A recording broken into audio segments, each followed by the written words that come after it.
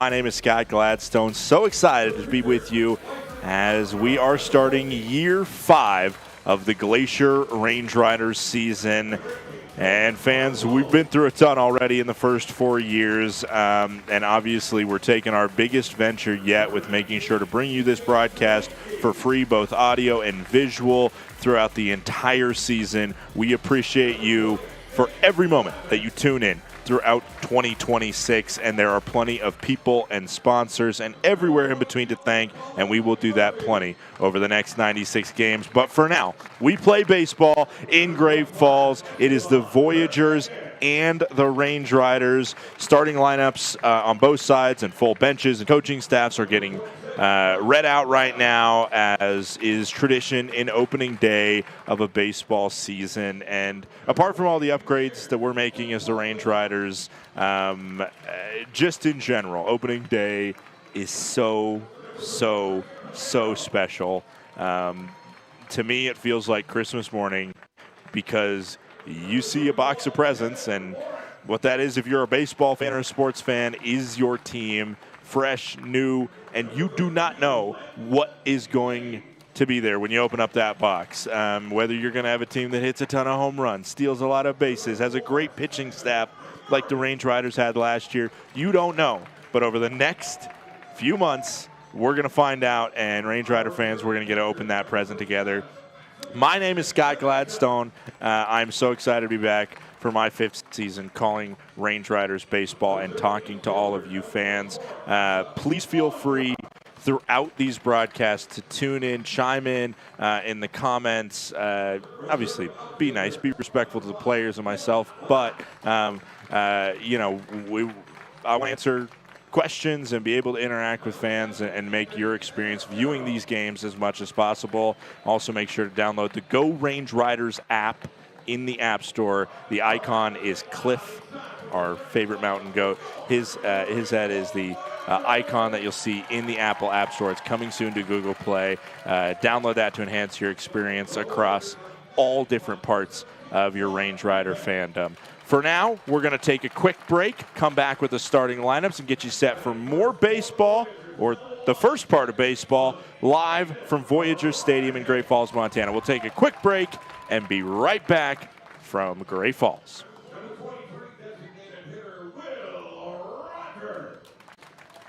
Glacier Bank Park is just so beautiful. The absolutely stunning views, the facilities that we have. We're just very fortunate. This is a place where people can gather throughout the community. The location of the park itself is centrally located within the valley, and as such, it keeps everybody coming from all the different municipalities throughout the valley, and really it's just a hub for the community to meet. My favorite thing about coming to the ball field is seeing old friends, seeing the beautiful complex, and the staff, how friendly they are. They greet us with friendliness, and the seats are awesome. We also get to connect with folks as far away as Boston that are here on vacation that actually want to come to a ballpark, because I talk them into it, because that's how special it is. So we come to socialize. We love our group, and we just have a really good time. Of course, we like watching the game too, and we like to win.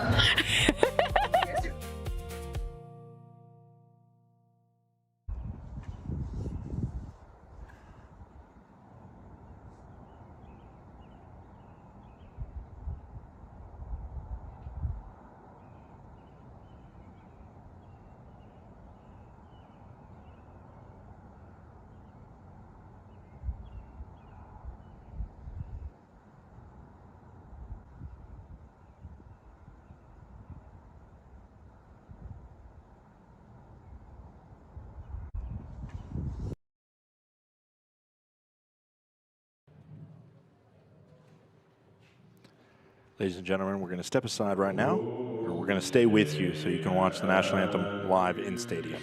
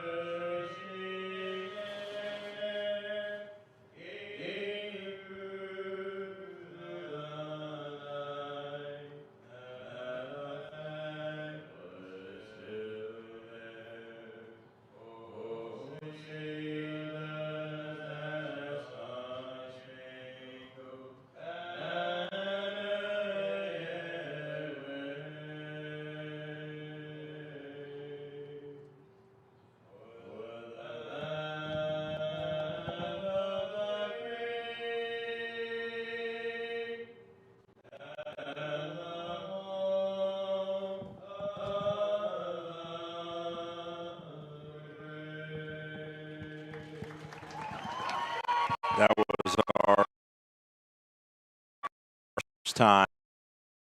20 Stone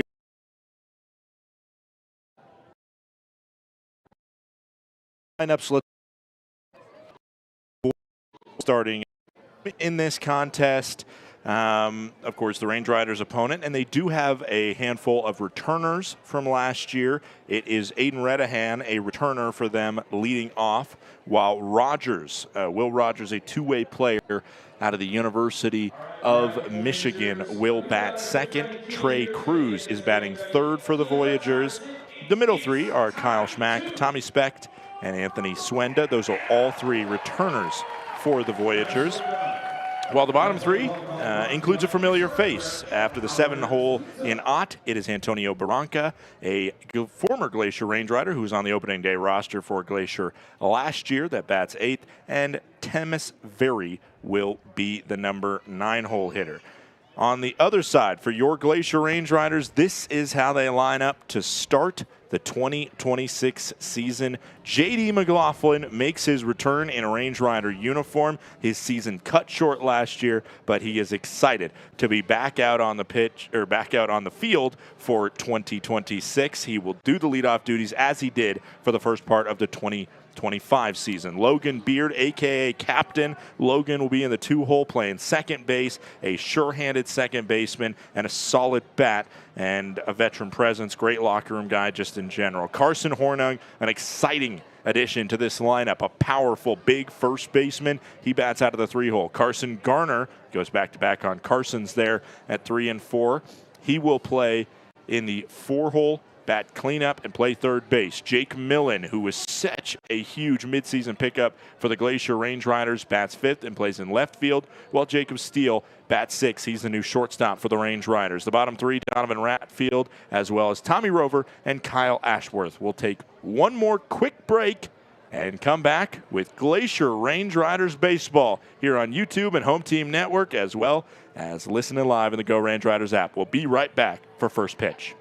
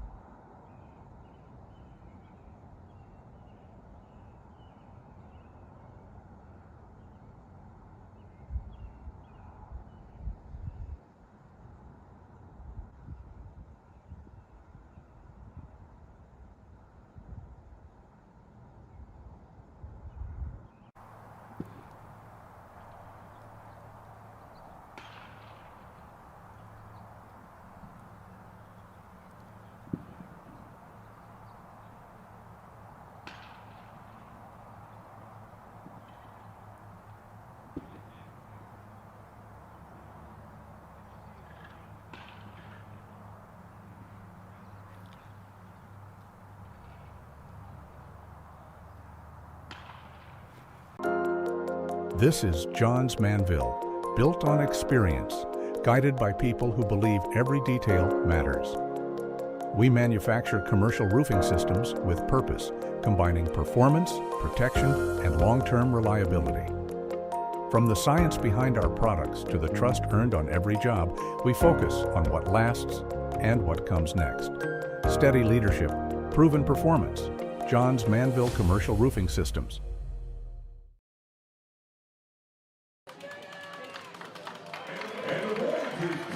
Welcome back as the Great Falls Voyagers and ready to get going. Let's meet the starting pitcher for the Great Falls Voyagers. It is Jordan Hamburg. Hamburg is a returner for this Great Falls Voyagers squad. I don't know where it is in Baltimore, Maryland, close to where he grew up, Hamburg, over in Livingston, New Jersey. He was a transfer to Gonzaga, which obviously many fans know, and finished out his career there. This will be his 3rd season with the Voyagers. Here's the defense. It is Antonio Barranca behind the plate, catching the balls and strikes. Swenda over at 3rd, Cruz the shortstop, Redahan a 2nd, Ott at 1st. The outfield from left to right was Smack, Temis Very, and Tommy Specht.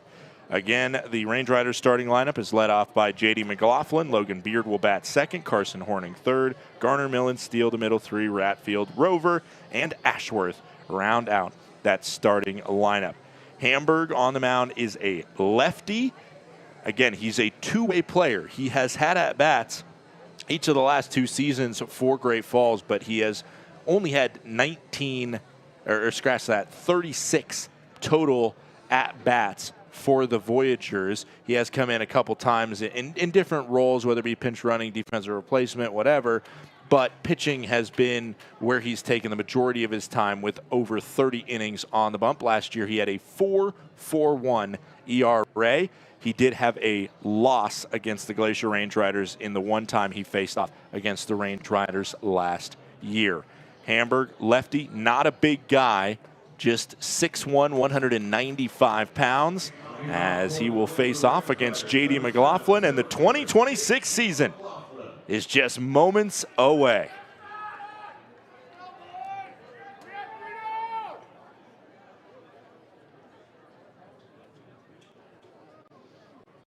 I think Antonio Barranca lost his pitch comm, or didn't get his pitch comm, and Todd Pratt, who's over there coaching third base, of course, a year ago, right around this time, was coaching Antonio Barranca himself, passes off, plays the middleman in this somewhat familiar matchup of Pioneer League rivals, but friendly nonetheless. Hamburg to McLaughlin. The first pitch, we are underway with a called strike. Underway at 6:33 p.m. 61 degrees here. Rain was off and on throughout, but the baseball gods know that the Pioneer League season was on tap and brought the sun out on this May 19th. There's another called strike as Hamburg goes right after McLaughlin, an 0-2 count. Not a big power pitcher, less strikeouts than innings pitched in total last year for Hamburg. He's going to offer it in the zone and give you the chance to go after and get it. The 0-2, no out pitch, as we're going to get a pitch clock violation on Hamburg, and the count will go to 1-2.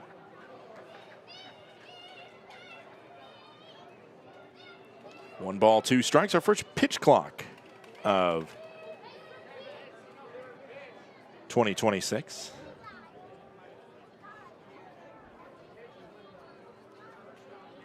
The 1-2, cut on, and a foul ball by J.D. McLaughlin.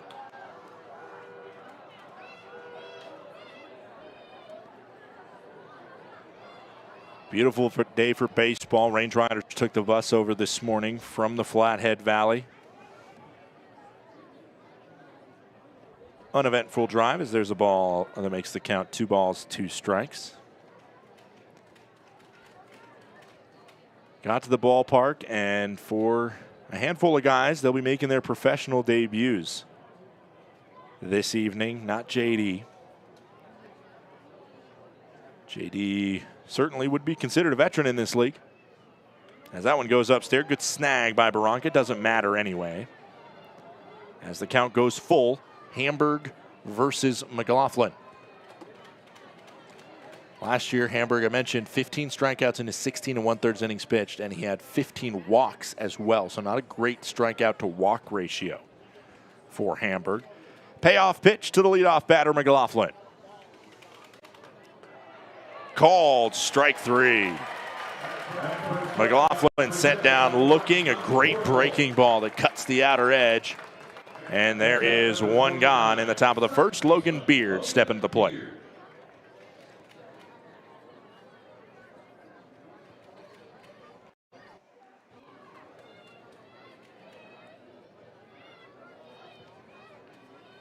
Logan Beard, a returner for the Glacier Range Riders, second-year player, finished his collegiate career at Indiana University Southeast, where he was Conference Player of the Year for the Grenadiers. Before that, played at Louisville. And even though he spent his final year away from the Cardinals, still a very active Louisville fan. Swing and a miss. Count goes to 0-2. So once again, Hamburg up pretty quickly.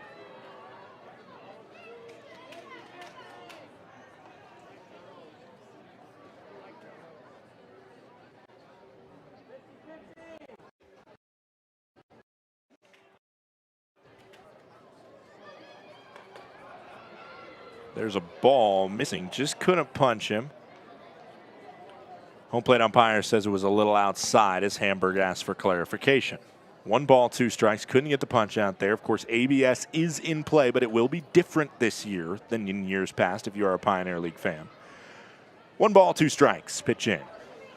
Swing and a miss. Hamburg's got 2 strikeouts of the first 2 batters. 1 looking, 1 swinging. And already looking a lot more impressive strikeout-wise than he did in 2025, or that he's really shown in the last while at all as a pitcher. I guess he looked strikeout-wise good in 2024, 23 Ks in 14 innings of work. But he hasn't necessarily been a huge strikeout guy in state. 50 innings of. That's a to start the at-bat. First time in the zone on the first pitch for Hamburg. This is into Carson Hornung. Upstairs. Count goes to 2-0.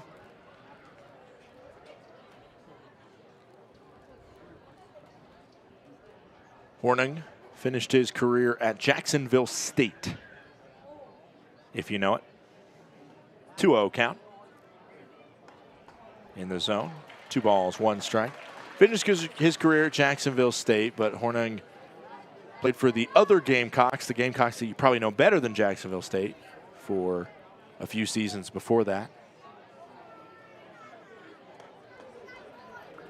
As that one misses, and the count goes to 3-1. 6'3", 225 pounds. Big first baseman, just the prototype you ask for. And certainly he can swing it. 3 balls, 1 strike. Don't want to miss your spot to him. And they just missed the zone altogether. Hornung works a 2-out walk, and up steps Carson Garner. 2 Carsons on this squad. They go back-to-back in the lineup on opening day. And this Carson Garner is somebody that all offseason I've been so excited to see, because Garner had this unique situation last year where he went baseball season, a baseball season, a baseball season, and did not get a chance to breathe. And now he's gotten about 8 months to breathe without a official game. Because last year he went spring with Murray State, played for Mahoning Valley for 10 games, and then boom, hopped over to Glacier to finish it out. Played 23 contests for the Range Riders at the end of last season.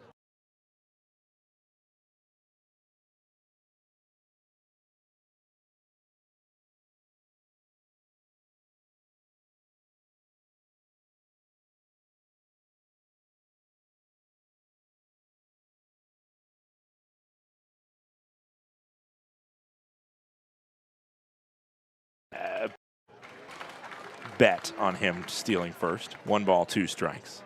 Certainly comes in with power at the forefront of mind with Hornung. Garner now in the hole. 1 ball, 2 strikes, 2 outs, top of the first inning. Hamburg, the 20th pitch of the frame to try and deal with Carson Garner. Swing and a miss. 3 punch outs for Hamburg in inning number 1. The Range Riders get a runner to first, but that's all she wrote in the first inning. We'll take a quick break and be right back for the bottom of the first.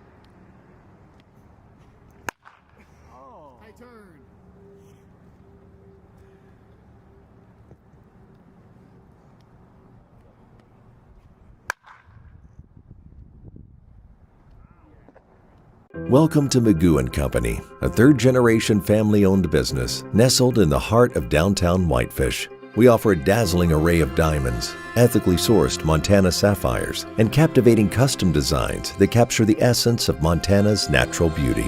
From jewelry design and appraisals to cleaning, repairs, and gemologist consulting, your satisfaction is our priority. Experience the magic of Magoo & Company and discover the perfect piece to celebrate life's special moments.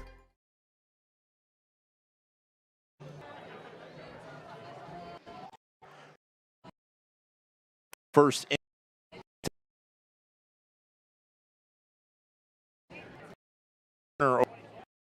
Steele will be the shortstop. Logan Beard plays second. Carson Hornung, the first baseman. The outfield from left to right is Millen, McLaughlin, and Ashworth.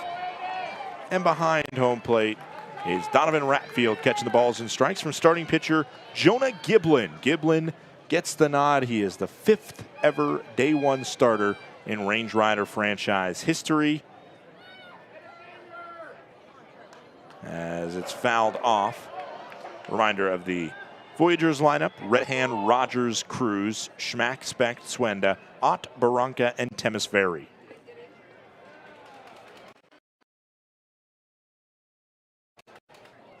Side count goes to 1. The returner out of Greenwich, Connecticut originally, 6 foot, 200 pounds. Played for the Voyagers last year. The one ball, one strike pitch. That one misses the zone. Count goes to 2 balls and 1 strike. Giblin on the other side, he's about as close as you'll see players to the Range Riders come from. Never had a Montana native on the squad. As that makes the count 3-1. I don't think we've had anybody from Idaho, I'm pretty sure. So from the state of Washington comes Giblin. He is originally from Bainbridge, Washington. If you know Bainbridge, an island just over the Puget Sound, as this one hit over to first. Fielded by Hornung, a scamper to first, and just in the nick of time, Hornung shows his defensive prowess there on a hard hit ball by Redhand. Just able to beat out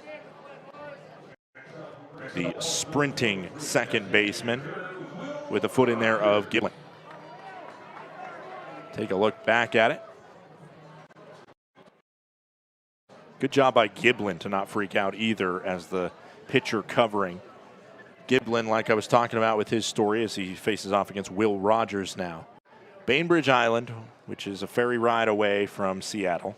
Seattle proper, like right in the middle of Seattle, you catch a ferry and you'll go over and see Bainbridge Island. You can see it across the water. Originally went to Oregon State University, did not appear for the Beavers, then transferred to Phoenix College, JUCO in Phoenix, go figure, and then stayed in the greater Phoenix area. Went to Arizona State, where he was a solidified player for the Sun Devils. 20 appearances, a 6-2 record, and a 4.10 ERA last spring for Arizona State. He was a name that maybe should have gotten called in the MLB draft, but was slept on, left off. And the Range Riders, who have shown a prowess of getting guys to affiliated contracts, are going to have to.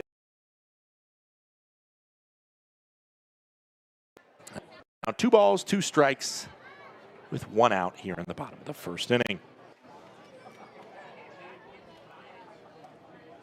Swing and a miss. Strike out. As Ratfield understands the gravity of the moment and flips the ball over to the dugout to keep safe until after the game for Jonah. Up comes Trey Cruz. Trey Cruz, another returner for the Voyagers, lefty bat. Originally from New York, New York. Very good player, very versatile player. As the strike zone is hit versus him, count goes to 0-1, 2 outs, bottom of the first inning, 0.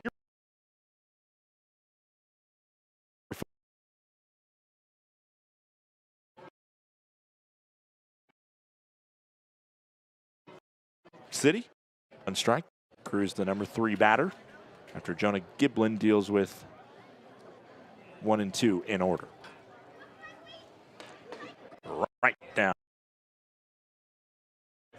2 outs.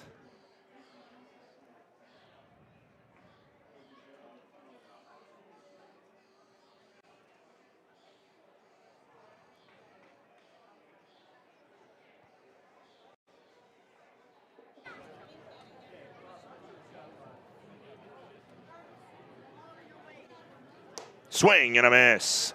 Giblin, another punchy to finish it off. And that's how the first inning ends, with 2 strikeouts for Giblin to counter the Hamburg 3 strikeout top of the first. We'll be back for inning number 2 from Great Falls.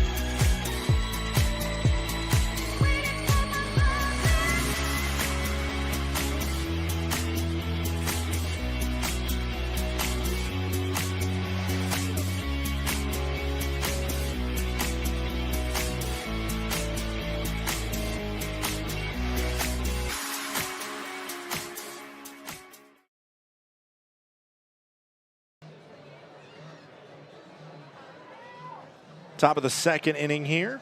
Great Falls, Montana. Scott Gladstone, the voice of the Ranger, you as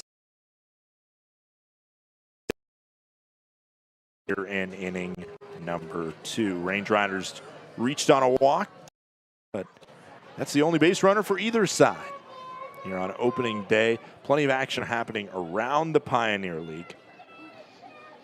But we, for the next 15 or so minutes, are the only show in the PBL so happy to open up what I believe is the greatest league, for entertainment's sake, certainly. A fun one to follow, a fun one to be a fan of a team, certainly, and teams that serve very, very valuable purposes in their communities. 2 balls, no strikes, no outs. Top of the second inning. Millen sees that one in the zone as Hamburg comes after him. Pitch count wise, even though Hamburg got the 3 punch outs, he got a little more pitches thrown compared to Giblin's 14. 2 balls, 1 strike into Jake Millen. Watches that one just miss inside. Count goes to 3 balls and 1 strike on Millen. Millen wearing the number 13, the number that TJ Clarkson wore last year. Millen wore 2 when he joined the team midway through last season. The 3-1. Downstairs, and a leadoff walk issued to Jake Millen. Jacob Steele will be the second new batter, scratch that, to get an AB for the Glacier Range Riders. Steele will step in. Shortstop for this squad out of St. Peters, Missouri. Most recently played in the Western Canada League. Millen on first, half decent threat to Steele. As swinging on the first pitch is Steele, fouling it off. Count goes to 0-1.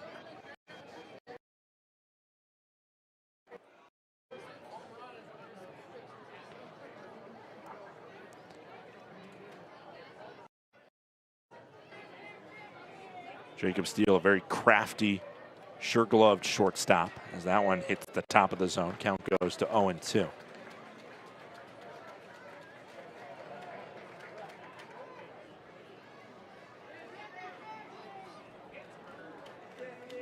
Finished up his collegiate career and started it at the University of Central Missouri, which is in Warrensburg, Missouri, which is somebody who does not know Missouri geography very well. I could not tell you where that is. 4-year career for the Mules. If you don't know what their mascot is, it's the Mules, which is a unique one, fun one to mention. In total, he played 190 games and had a .344 lifetime batting average. This one hit to second, chance for a first double play of the year. The throw to second is not scooped up cleanly, and it will just be a fielder's choice. Flip from Redahan to Cruz, good for a 4-6 field base.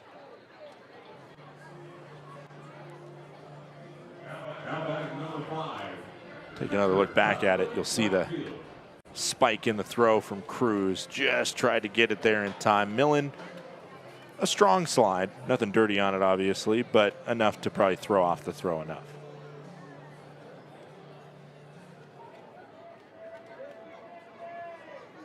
One out, and Steele on first. Bluff of the bat.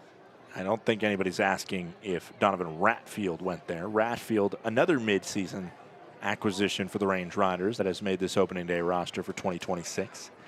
Steele over there on first. In college, had 42 stolen bases. Only was caught 14 times, as they asked down at first on that one. Did go. Count goes to 1-1. Senior season with the Mules, Steele had 12 steals. His junior year, he had 21, so he certainly can run over there. Much he's for a base now.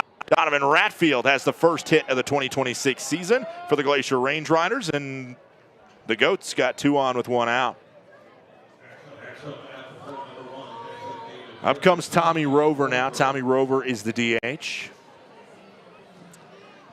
It's so fascinating, and again, I already said at the top of the broadcast, I love opening day because opening day, you just don't know what you're going to see. And after a year like last year where the squad, pitching staff-wise, was so good, you just look at opening day and go, man, if you can just give me 90% of what the pitchers gave last year, but bring the offense that we've seen in years prior,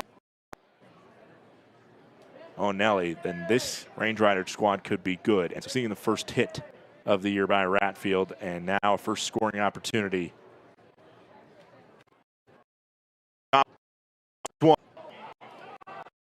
Center field is for Tommy Rover.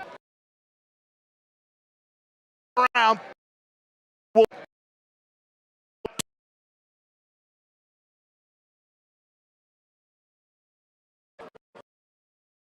On the board.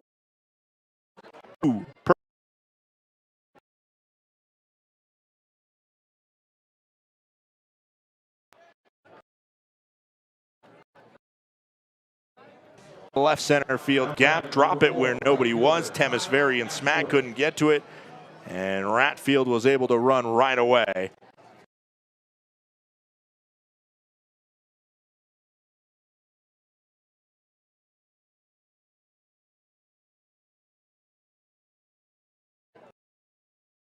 Count go.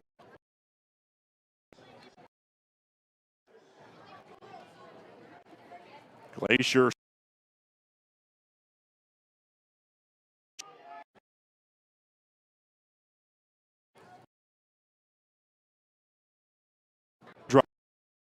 Run inward, but certainly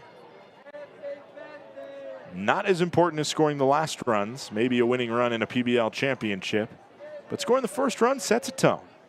2 balls, no strikes into Kyle Ashworth. Lefty on lefty matchup here. The right fielder for Glacier sees the 2-0, and that one makes it 3-0. Ashworth, somebody who told me right away, he said, you know, yeah, obviously working on everything throughout the offseason as we're getting a mound visit right now. But he said really wanted to improve his speed, really wanted to steal more bases this year, be a threat on the base paths. And that's a goal across the board for the Range Riders. But he's just somebody that you think about, man, in that leadoff or in that second leadoff role, or maybe in that leadoff role, which I'm assuming is probably mainstay this year. But when he needs a day off or whatever it may be, play that leadoff role or that second leadoff role, Kyle Ashworth is certainly that prototype to do it. Get on, score runs, and great batter in Rover standing on second base, and you find a way to get him home. 3-0 count as Hamburg fires. Right down Main Street, called strike. Count goes to 3-1. Still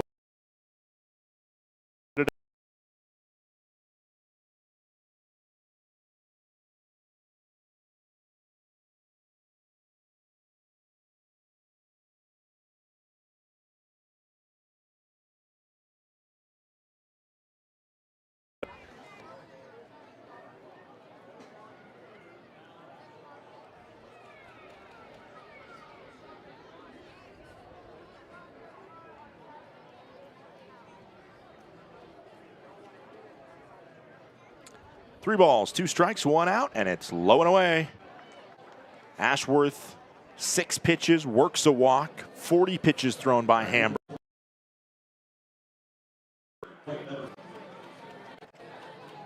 One out, second inning, and just like Rover had, a 2-on, 1-out scenario, this time for J.D. McLaughlin. As you see Rover standing on second there. Foul scrape by McLaughlin. First time up for JD. He struck out looking. JD, like opening day last year, the leadoff man, stole a ton of bases in the first couple weeks before his season was cut short. The 0-1 looks like too much. Over trying. Catch he does. The throw comes in, and how about that aggressiveness from Ashworth? He tags from first to second. That's not just aggressiveness and speed, that is IQ. So it's not an unproductive out from J.D. McLaughlin, who flies out to center. Rover and Ashworth each move up 90 feet. And it's Logan Beard with an RBI opportunity and a chance to turn this inning from good to great for the Range Riders. 2 outs. 2 in scoring position. Beard, the 0-0. In the zone, called strike. Count goes to 0-1. Beard did not face off against Hamburg when the Range Riders and the Voyagers met last year. He had a day off there. And I think that was maybe in the midst of his kind of mid-August stretch he had that was a little bit slow for him. Cut of the zone, and it's 0-2. Hamburg starting to figure it out. Got an out of McLaughlin. Now trying to deal with Beard, who he struck out swinging in inning number 1. Hamburg doesn't throw fast, but he can get outs. The 0-2. Up and away. Just missed on that one. Hamburg took a step towards the zone. Like I said, ABS is not the same as usual in Pioneer League play, but it is the same as the MLB. You get 2 incorrect challenges, and you're out after that. The 1-2, 2-out pitch. That one way away. Barranca let it slip for a second, but it did not get further than that. Rover over on third base there. Not a big base stealer. Did swipe 10 bags with Mahoning Valley, the scrappers in the draft league last year. 2 balls, 2 strikes, 2 outs, 2 on for Beard. Late swing, stays alive. Good bat to ball from Beard. When he was playing his best last season, he was staying alive in the count. He was fouling off 2-strike pitches and was avoiding punch outs. The 2-ball, 2-strike, 2-out pitch with 2 in scoring position. Swing and a miss. Beard goes down and strands 2 in scoring position. The Range Riders, though, push 2 across on the first professional hit by Tommy Rover. It's Glacier 2, Great Falls nothing. We head to the bottom of inning number 2. Grab your tickets now at the Newberry Yankee.com. And when following your baseball baseball team in Great Falls stay at the award-winning Days Inn, where they take pride in providing guests with a clean, well-maintained hotel. Days Inn of Great Falls offers comfy pillow top beds and free breakfast. Mention that you're here in Great Falls to cheer on your baseball team to get a 15% discount. Call today to reserve your room, 406-727-6565, or online at daysingreatfalls.com. Hey, Layton.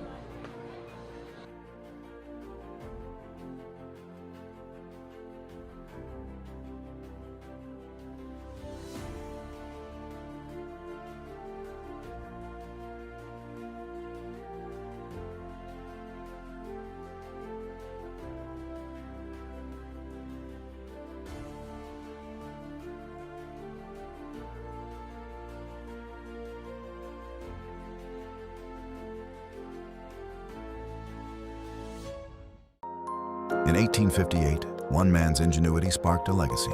When Henry Ward Johns set out to rethink roofing, he built something that would last. That spirit carried forward in 1901, when Johns joined forces with Charles Manville, creating Johns Manville. For more than 160 years, through challenge and change, innovation and resilience have defined who we are. Today, backed by Berkshire Hathaway, Johns Manville is trusted in the commercial roofing industry, with systems built to perform.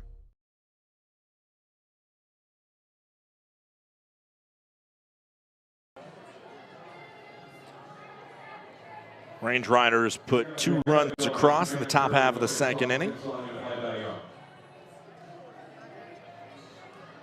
And now Jonah Giblin will step to the plate to start off the bottom half of the frame.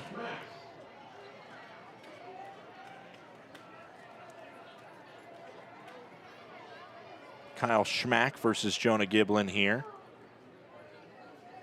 In the bottom of the second. Man, I'm so happy we're playing baseball. First pitch just misses off the hands of Kyle Schmack. The offseason feels too long, and once you get the guys out for spring training, then you're just ready to go. Simultaneously, everybody has a ton of stuff to do, but man, feels so good. Kyle Schmack, a Valparaiso product. Last year for Great Falls, batted .336 and had 6 home runs for the Voyagers. Now has a 2-0 count up against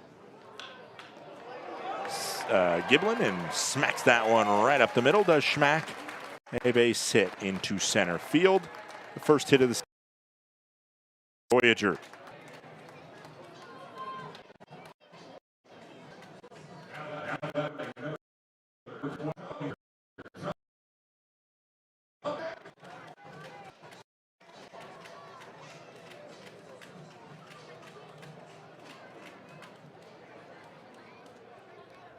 Up comes Tommy Specht. Tommy Specht was a very constant presence in this lineup for the Voyagers. Played nearly every game for Great Falls last year. So certainly make an argument he's one of the most veteran presences for Great Falls locker room. Swinging and a miss again. Has some really good power when he connects. Also does swing and miss. Low. Strikeout numbers high, but exit velo. And when he makes contact, ball can leave the yard pretty much every time. The 0-2.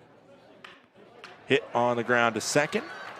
They'll make the throw for one. Logan Beard will, and get the 4-6 fielder's choice to get out number 1 here in the first. That one just too slow of a roller to Beard over there. Schmack hesitated because he didn't want to get hit by it.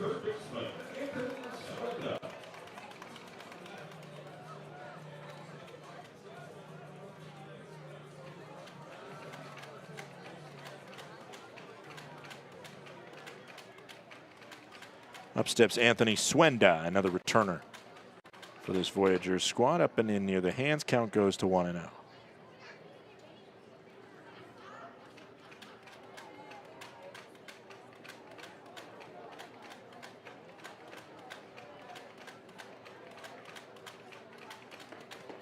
Check swing. Home plate umpire agrees that goes to 1.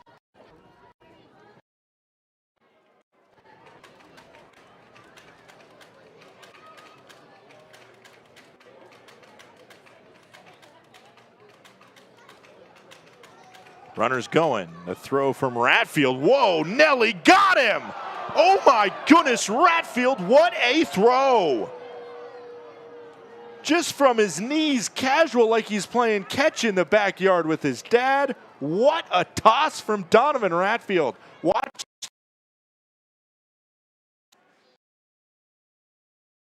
Thought he was going to, I mean, first, I think he might have beat that one in there. Count goes to 2-1.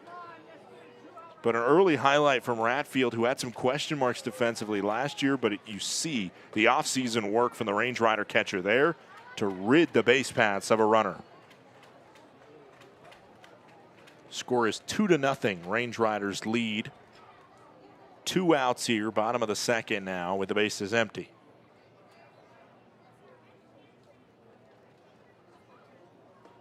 That one downstairs, 3 balls and 2 count into Anthony Swenda. Swenda, infielder originally from Bridgeport, Pennsylvania. This is the start of his 2nd professional season. Foul scrape.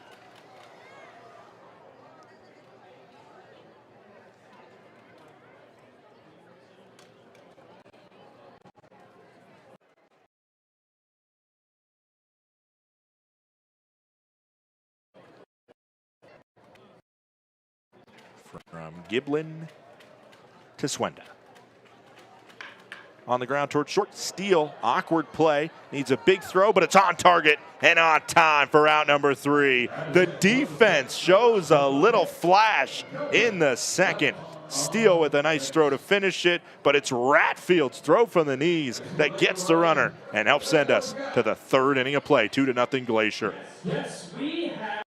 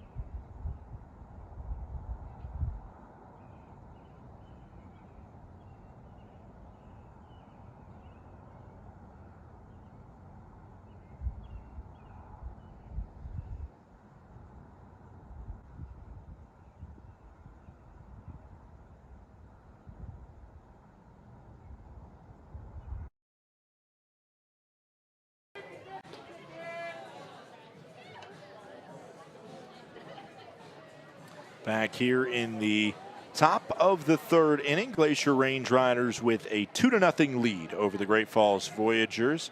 Jacob Steele, a nice 6-3 putout to end the 1st frame as Carson Hornung, who was on the receiving end of that 6-3 putout, steps to the plate with a walk in his 1st professional plate appearance. 2-0 Range Riders in front here. Scott Gladstone with you. Thanks again for tuning in. No place we'd all rather be than watching some baseball in Great Falls on this Tuesday night. Just forgot what day of the week it is, but series openers likely will happen on Tuesdays or Fridays if it's a 3-game series. This one is a 3-game series, so we'll start a new series on Friday in Billings, Mustangs. As always, you can find the broadcasts right here on the Glacier Range Riders YouTube channel as well as Home Team Network. Huge shout out to our friends at HTN for making this broadcast accessible and possible, as well as listening to the live audio on the Go Range Riders app through Mixler. 1 ball, 2 strikes into Horning. Just missing the outside edge. 2-2 into Carson Horning.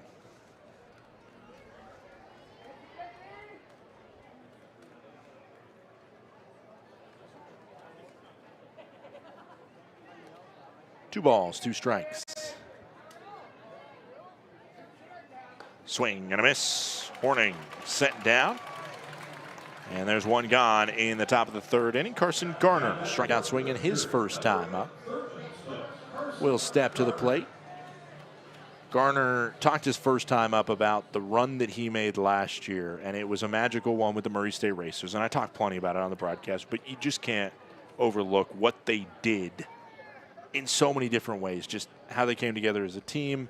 Cinderella to Omaha before coming up short, as this one is hammered to center field. Backing up is Temis Very. He will watch it fly. Carson Garner, a first professional home run for the Murray State Racer, and a jaw pass on a luscious swing to center field. It is 3-0 Range Riders. Goodbye baseball. The first round tripper of 2026. How good does that feel for Carson Garner, who came to Glacier, and the potential was always there, but we were just waiting for that moment that he uncorked. He hit 154 last year. But I'll tell you what, through the struggles, through the strikeouts, through those question marks, the coaching staff will tell you he never wavered for a moment. He was positive, he was there, he was showing up first every day, and that is the fruit of his labor right away. The first home run of 2026 in this league belongs to Carson Garner. A long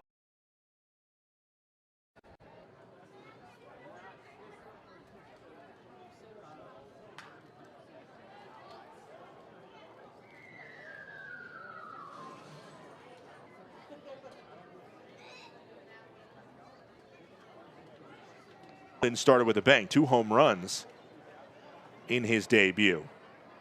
While Garner had that opposite story. Was able to figure it out enough to make sure that he got a contract for 2026. And as the cleanup guy, that ball was cleaned up in just about every way. A 3-1 pitch to first. Hamburg, his next pitch will be his 60th of the day. And you can tell that pitch count getting very high, very quick. The day might not be long for Jordan Hamburg. Even though he has certainly not pitched poorly.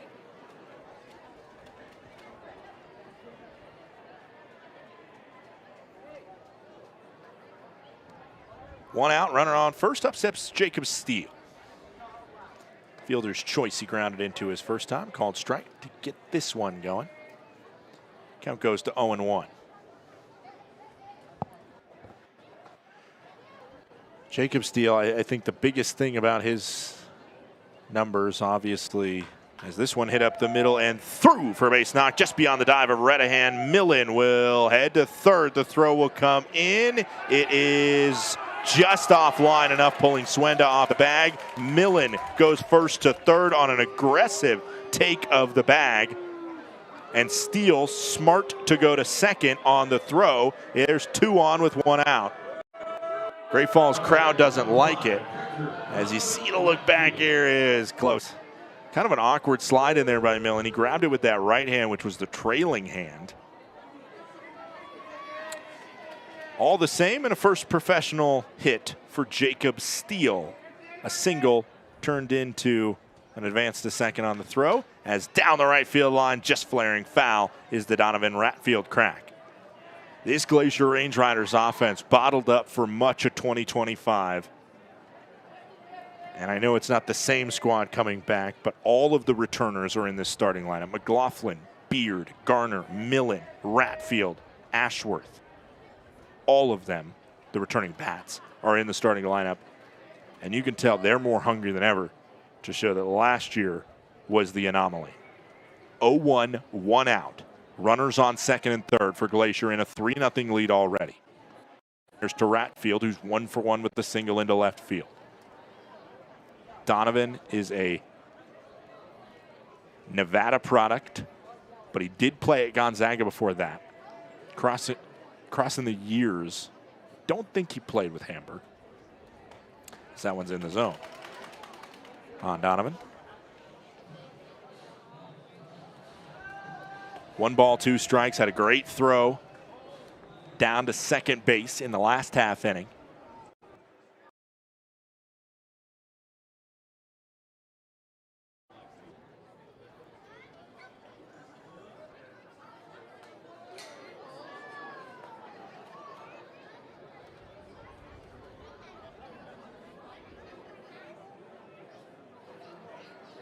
Taking the place of Antonio Barranca. It kind of worked out that way, where Barranca was traded to Great Falls right around the time Ratfield was signed.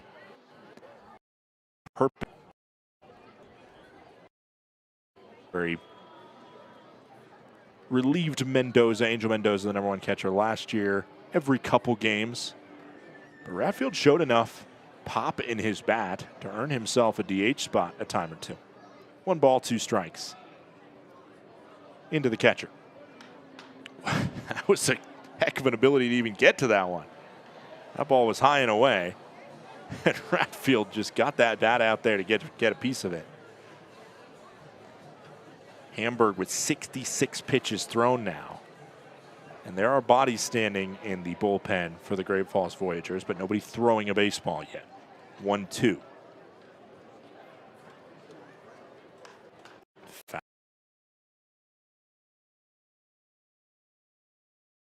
The inning.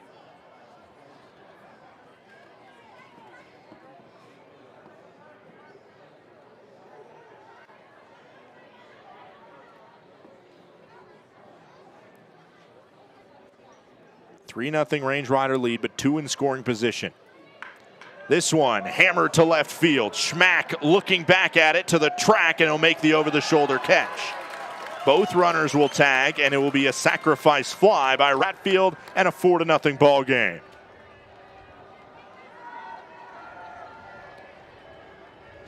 As a chorus of happy birthday breaks out. I don't know if you heard that, but I clear as day did. Timing. The happy birthday is. Nothing, Range Riders lead. Steele is on third base now. As Tommy Rover, a 2 RBI double, his first time. The first count goes to 0. Rover, like I mentioned, product of Youngstown State.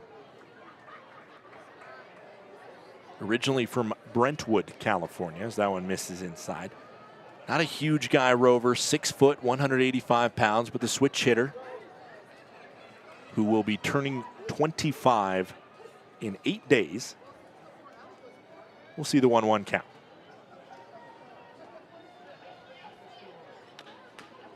Scraper, foul. Count goes to 1-2.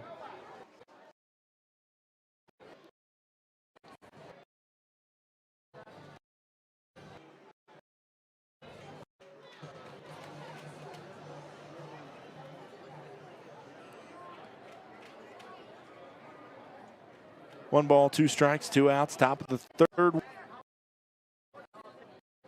To Rover. Up and away. 2 balls and 2 strikes. This. Right now, we are less than 3 innings into game number 1, but the offensive output certainly makes you feel good if you're a Range Rider fan. Many games to go, many more pitchers to see. But a heck of a start as another ball misses the zone. 3 balls, 2 strikes, 2 outs. Top of the third inning, 4-0. Steele sits on third base. A single for him this inning.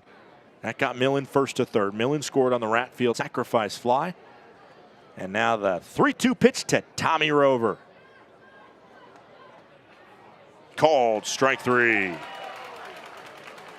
Right on the inner cut there. Rover doesn't love it, but he will walk to the dugout, and the Range Riders will accept 2 more runs across in the top of the 3rd inning. It's a 4-0 lead as we head to the bottom of the 3rd.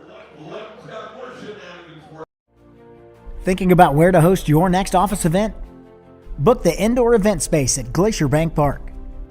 With a capacity up to 145 people, our indoor event space is a flexible, year-round venue ideal for accommodating receptions, conferences, and holiday parties. The spacious layout boasts impressive stadium and mountain views, providing the perfect setting for guests to mingle, network, and celebrate. Book your office party today at glacierbankpark.com.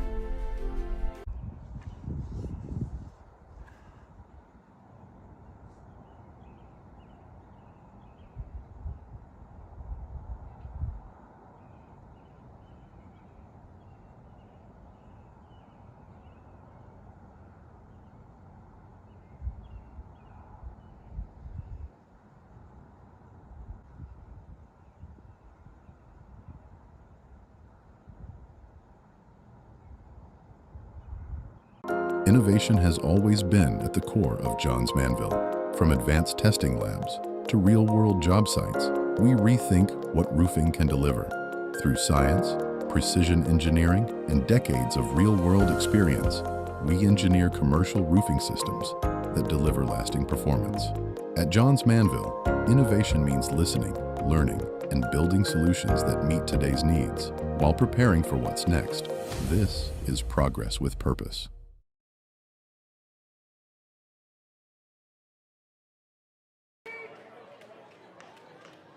Welcome back into the broadcast. Scott Gladstone with you. It's the bottom of the 3rd inning. Jonah Giblin out for another frame of work. Range Riders leading 4-0 over the Great Falls Voyagers. Honored to have you with us here. We just saw Carson Garner's first professional home run, a deep solo shot to center field. Sacrifice fly by Donovan.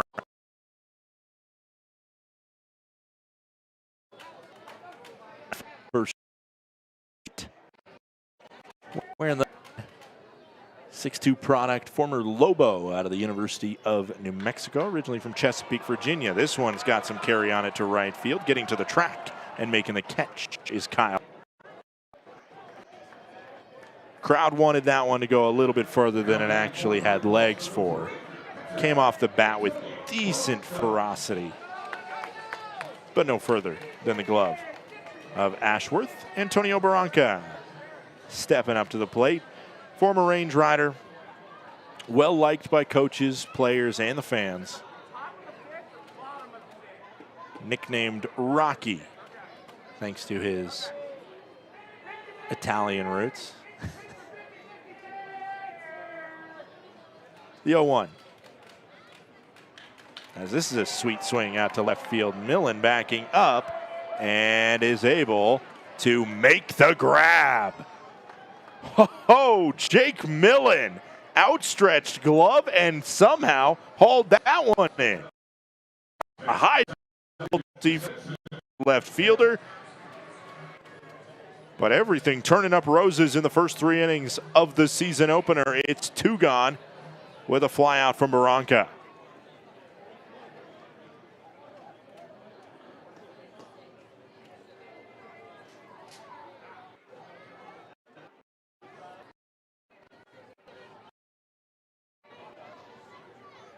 First pitch was a ball into Vincent Temesvari. Temesvari, final batter from either side to step up to the plate for the first time. Swing and a miss makes it 1 ball, 1 strike, 2 outs, bottom of the 3rd inning.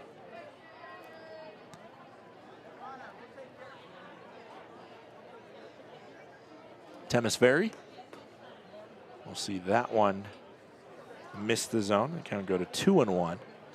Product of Gonzaga.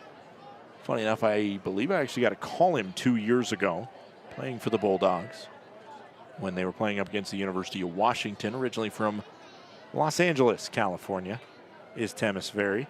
A lot of Gonzaga representation. Ratfield, a Gonzaga transfer, finished his career at Nevada. Hamburg, starting pitcher. He finished his career at Gonzaga. We got Temesvari from Gonzaga. 3-1. As this one through the side of the infield, a 2-out base knock by the Voyagers center fielder.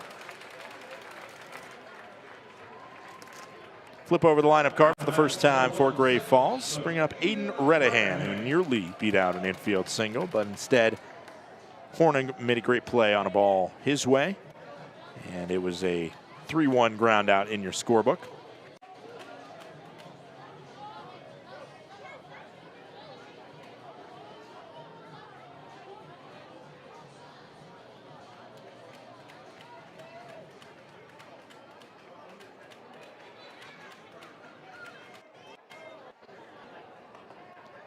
First pitch misses to Redahan.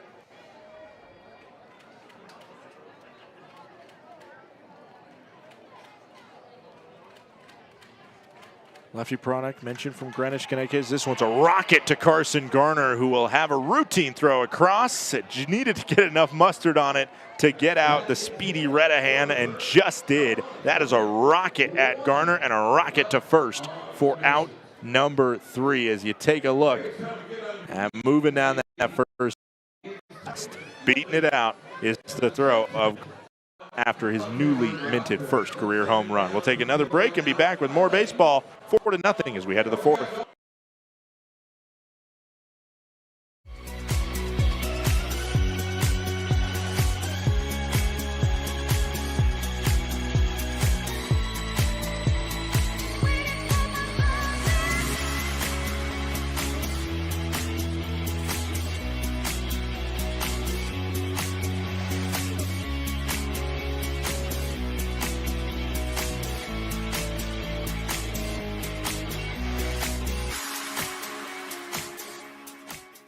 Welcome to Magoo & Company, a third-generation family-owned business nestled in the heart of downtown Whitefish. We offer a dazzling array of diamonds, ethically sourced Montana sapphires, and captivating custom designs that capture the essence of Montana's natural beauty. From jewelry design and appraisals to cleaning, repairs, and gemologist consulting, your satisfaction is our priority. Experience the magic of Magoo & Company and discover the perfect piece to celebrate life's special moments.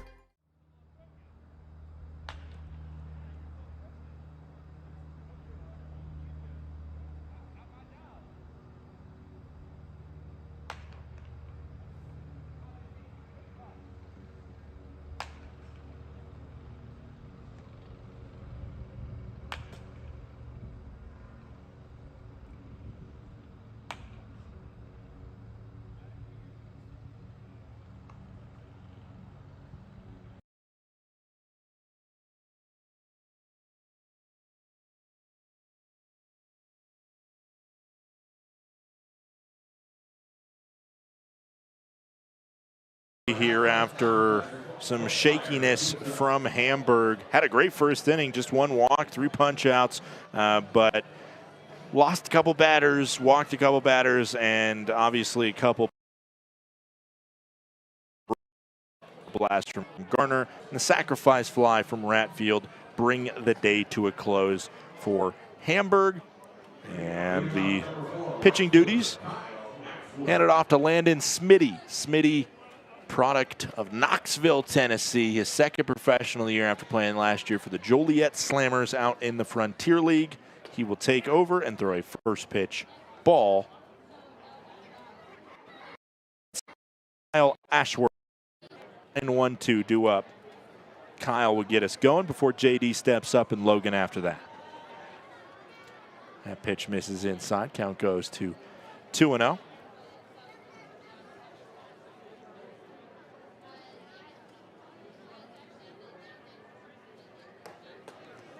Called strike into Ashworth. Ashworth walked his first trip to the plate. Initial year at Tennessee Tech. Actually, scratch that. The last year at Tennessee Tech for Landon Smitty, where he had a 5.05 ERA and 14 starts for the Golden Eagles. Before that, a 4-year career at East Tennessee State. This one up the middle and going to be snagged. Needs an off-balance throw and just beating out Ashworth is the throw from Redahan. Redahan, infield plays, finally gets the better of an opposition as he backhands that one right near second base. Flips it to Ott at first, just in time to beat out the speedy Ashworth.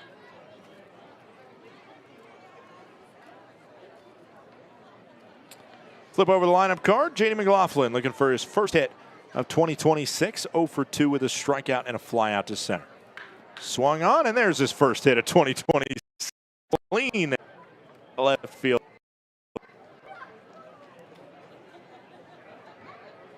So McLaughlin, leadoff batter, is aboard, and the danger of having him aboard is his ability to take bags.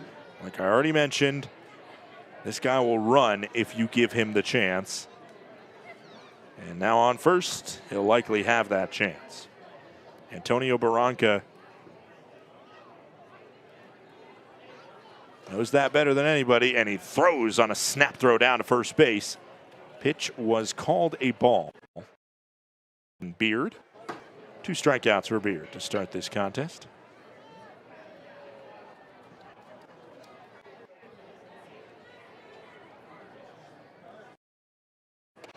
This one inside. 2 balls, no strikes. Top of the 4th inning. 2-0 Range Riders. First with 1 out here. 2-0 pitch to Beard. Aggressive secondary lead by McLaughlin after a foul ball from Logan Beard.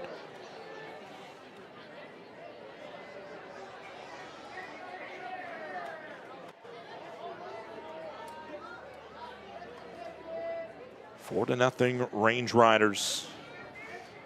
Offense in the first 3 innings knocked out the opposing starting pitcher in Hamburg. Final line for Hamburg is 3 innings pitched. 4 hits, 4 runs, all of them earned, 6 strikeouts, and the 4 walks. And I think that 4 walks number is the most frustrating part. 6 Ks is very nice. Doesn't matter if you're allowing that many free passes, though, too. And it is ball 4 outside. And a walk will send Logan Beard to first base. McLaughlin moves to second. 2 on, 1 out for Carson Hornung. The first right-handed batter that Hornung, the big lefty, will get to face. A walk and a strikeout for the former Gamecock. And I say Gamecock because 2 times over, Carson Hornung did not want to relinquish that title. Started his career at the University of South Carolina, as he sees a strike there, before transferring to Jacksonville State. A .291 hitter with 7 bombs. His final collegiate season at Jacksonville State, played for Mahoning Valley alongside Rover last year. Tommy Rover. Swing and a miss. A big cut there from Hornung. Watching him in batting practice makes you salivate if you are thinking about a home run derby candidate, aka knockout round. The extra inning alternative we have here in the Pioneer League, which I will explain if and when we get there. 0-2. Got a piece of it to short, a chance for 2. The throw for 1, the throw for 2 is clean. 6-4-3 double play for the Great Falls Voyagers. Cruz to Renahan to Ott to kill off the top of the 4th. Smitty throws a clean frame, and we head to the bottom half of the frame. 4-0 Glacier leads Great Falls. Need a space that offers both a place to dine and an area to mingle in style? Book the Hideaway and Corner Suite at Glacier Bank Park. You and up to 50 guests will enjoy full catering services in the Hideaway, and incredible mountain views and comfortable furnishings in the luxury Corner Suite. This versatile combination offers a space to dine and a place to relax, creating the perfect arrangement for guests looking to mingle, network, and celebrate. Book your office party today at glacierbankpark.com.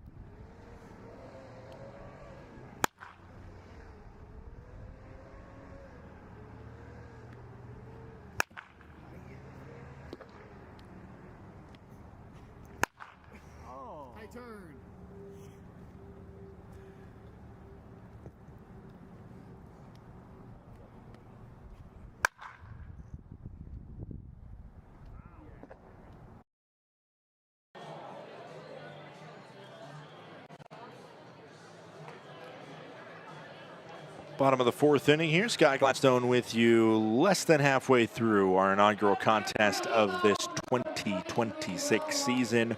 Will Rogers, the man, step to the a player listed as a pitcher on the roster, but clearly he can bat. He's up there.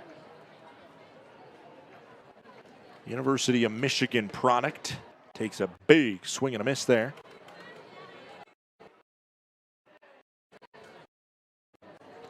These two former teammates at Arizona State in the 2023 season. As this one hit to second.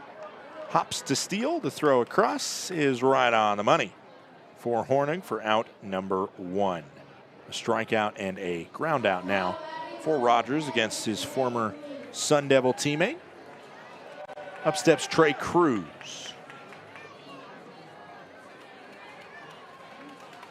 We go from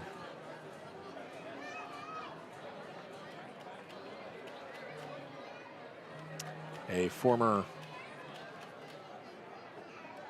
Sun Devil to a former Cougar, also a part of the Pac-12 of old, called strike. In there goes to Cruz. Wazoo product in 2024. Trey Cruz, after he finished his community college time at Hartford Community College, just went to second base where Logan Beard. Solid as number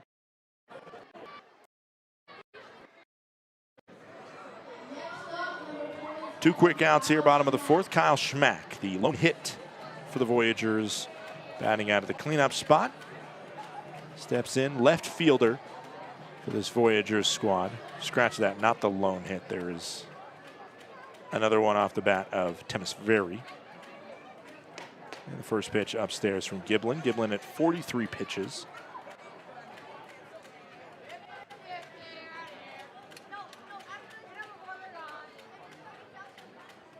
Everybody start to collect your thoughts, start to get it together. We got trivia coming up, top of the 5th inning. Many of you, especially parents, family, friends, will get down the rhythm of a Range Rider game called by me. And that is a little trivia action midway through, somewhere between the 3rd, 4th, or 5th inning. Hopefully in the Range Rider offensive half of the inning. And obviously a little hope there that it can spark a rally and we can keep playing trivia, you know, as 5 runs come across or something like that. Swing and a miss. Count goes to 2-2 here for Schmack. 2 outs, bottom of the 4th inning. Range Riders leading 4-0 as Giblin tries to smack another goose egg on the scoreboard. The 2-2 pitch into Schmack. Hits the dirt. 3 balls and 2 strikes. Full count coming in now to the left fielder. 6'1", 225 pounds.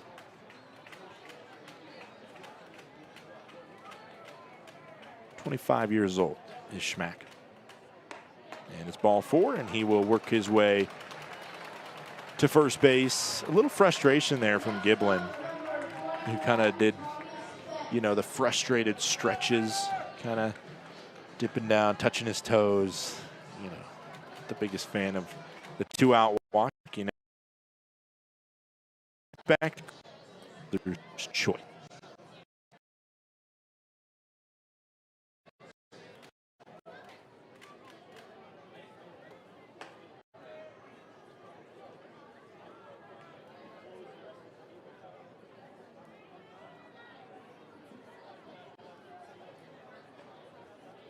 Right now, 56 degrees here. Kind of a cool night. We had rain throughout the day, but it's held off, at least thus far, as that one called a ball missing outside. 2-0.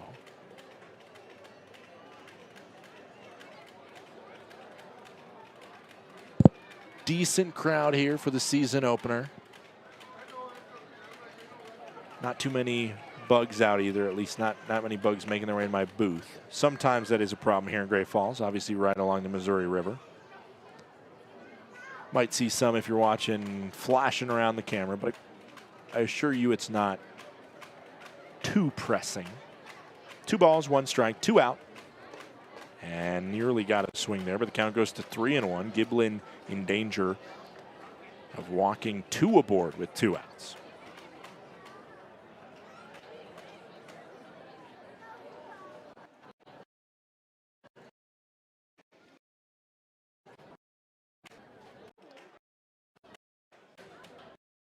Swung up left field. Strikes now. Range Riders first of 3 games in Great Falls to start this year.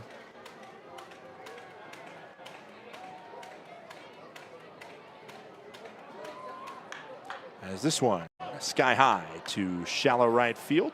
Logan Beard backpedaling and making the grab for out number 3. Beard finishes the frame after Giblin wards off the 2-out walk. It is 4-0. Range Riders lead after 4 here in the Electric City. We'll be right back for inning number 5 and some trivia. MQS specializes in post-frame buildings and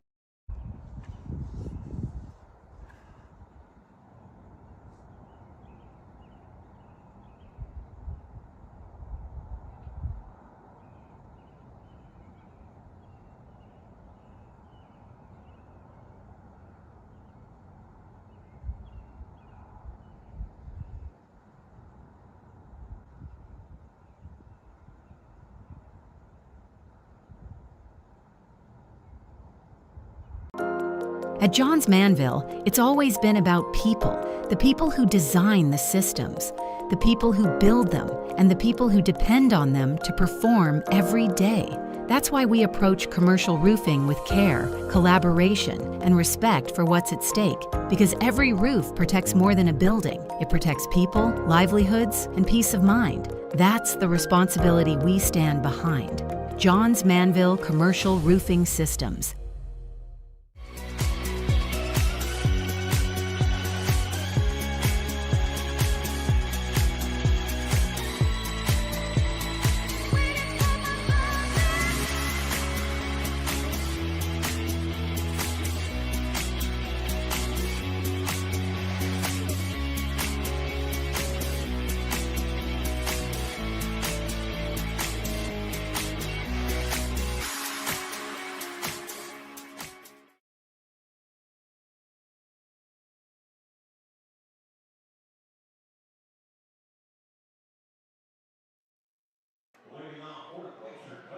Welcome back.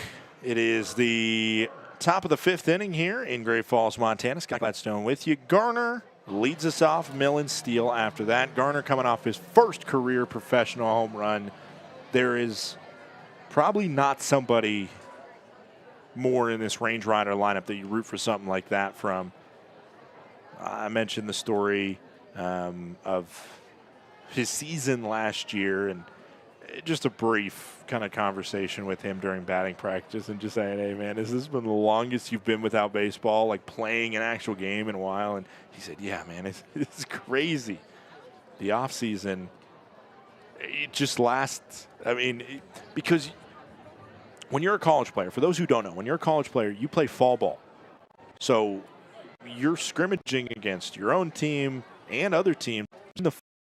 It's,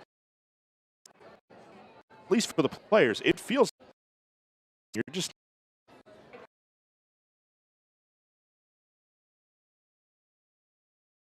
trying to get it up. Speed. You have into the season, which lasts so long. You play 3 or 4 games a week, and then you go all the way to the World Series, like Carson Garner did, the Men's College World Series in Omaha. And from there, pretty immediately, went to the draft league. And from there, showed up in Idaho Falls. Debut as Scrape. And they caught it.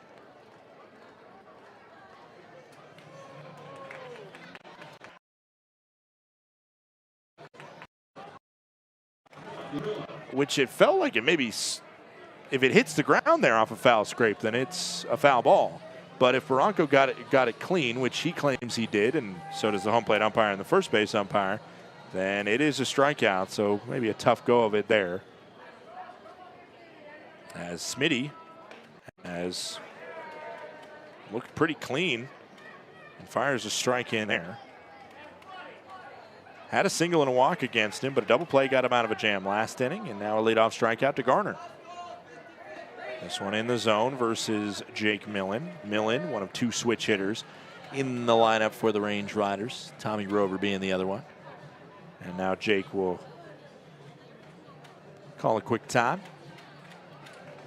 0-2 count, 1 out, top of the 5th inning. Let's get some trivia in here. I did promise you that. Ball low and in. And it's opening day. So the trivia question for you to ponder at home, and I'll reveal it before the end of the inning. But it is 1 offensive and 1 pitching question for opening day. As the 1-2 misses inside, 2-2. Who in the MLB has the most opening day home runs? And it is a tie. So which 2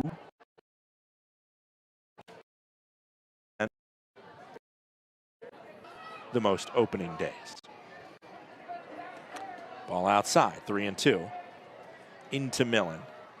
When you think about the opening day home runs, obviously you got to think about power, but you also got to, in both of these, you have to think about long-standing careers and guys that have always been healthy at the start of a season and guys that would have been in a lot of starting lineups, I guess, on opening day. It was kind of tricky as Millen works the walk to first as that one goes around. The opening day starter, I think, is a little bit easier because you think about the length of the career and you also think about who has been the ace for their team the longest, essentially. Because some guys have been in different kind of spots, but most likely, unless there's an injury or some other, your ace will be. As Jacob Steele holds back on that one. Definitely did not go. They were still an ass down to first.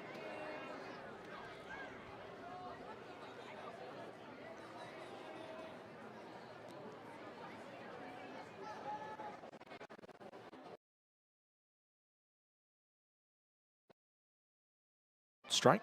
I think can go the last time up for Steele. Helped get Logan Beard. Scratch that Jake Millen to where he sack right center on it. Extra green relay with 2. Bagger for Jacob Steele. Millen scores from first, 5-0 Range Riders.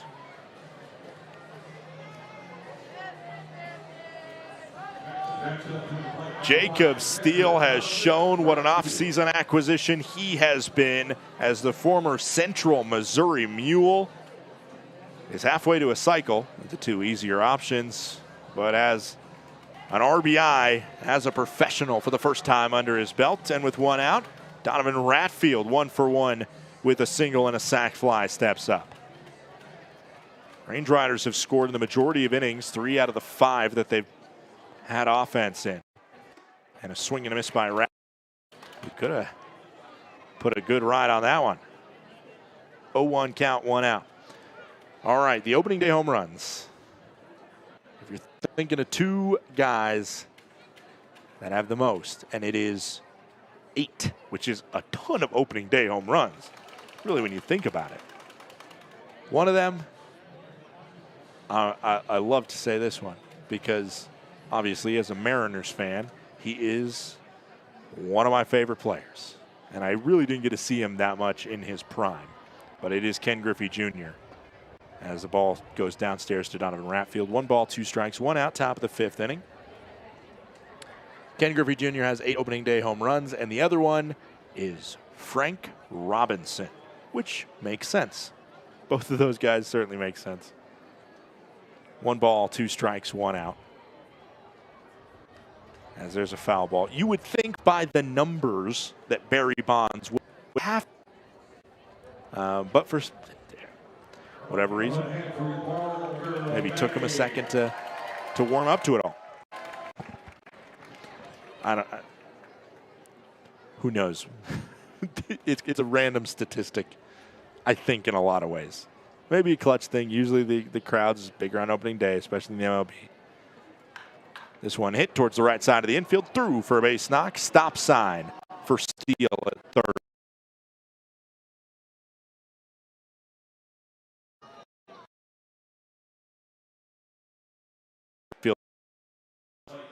And I got the.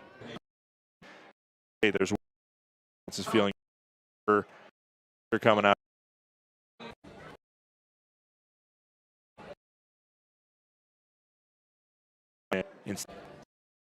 Momentum. So Tommy will step to the plate. And again, first time from the left side. Fouls off the first pitch. All right, which starting pitcher has started the most opening days? I'll tell you which team this guy started for, and maybe it'll come to you right before I say it. 11 starts for the Mets, 3 for the Reds, and 2 for the White Sox. That's 16 total opening day starts, which is absurd because a lot of guys don't even have 16-year careers. This one cracked and over the glove of the second baseman, Redahan. Ratfield goes first to third. Steele scores, and Tommy Rover. A 3 RBI day at least for the designated hitter for the Range Riders. It is 6-0. Glacier has silenced this Great Falls crowd once again.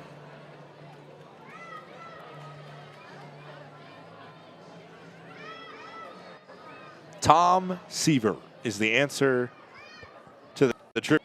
Opening day starts. Tom Seaver, another Hall of Famer there represented. There's a ball into Kyle Ashworth. Scratch that. That was a strike.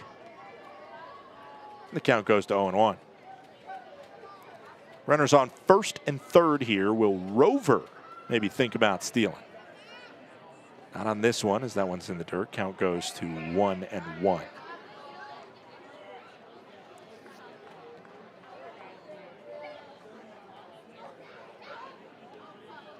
Six to nothing Range Riders. And I did spark a rally with some trivia because 2 runs have crossed and only 1 out's on the board. Can Ashworth add to it? That one misses outside. Obviously, opening day, let's just keep talking about some MLB quirks, I guess, that happened. It was opening day 1907 when the Giants and the Phillies faced off in the Polo Grounds. Heavy snowstorm hit. Called strike into Ashworth. Count goes 3 balls and 1 strike. I think it's 3-2. 3-1. Call it 3-1. And it's ball 4. Bases loaded for J.D. McLaughlin to lead it off. Like I said, 1907, Giants and the Phillies played in a snowstorm, and the Giants fell behind, who were the home team. And Philly, this sounds more like a Philly fan thing, but the Giants fans started throwing snowballs onto the field, and eventually it was a forfeit for the Giants because their fans started a snowball fight, which is one of the more unique ways to have a loss thrown on your table. We got a mound visit right now with 1 out, top of the 5th inning. J.D. McLaughlin stepping up to the plate. McLaughlin 1 for 3, a base knock his last time up. Other games around the Pioneer League getting underway now. So finally we got some other fun stuff to talk about around the league. I'm not going to completely close the door on opening day because I do think there's some good magic happening right now with the Range Riders using it as a rallying call. But I do got to tell you about what some other scores are in the early going. That one skips in the dirt. Good belong. Mustang. Idaho. Boise and Ogden are tied 1-1. The Newbies, Long Beach, up 6-0 on Yuba Sutter. As this one fouled off by McLaughlin. Missoula leads Oakland, the defending champs, 1-0 in Raimondi Park in Oakland, California, and just getting underway. First roads, new teams at it. That game will start very shortly in Modesto, California. Upstairs. Field is on.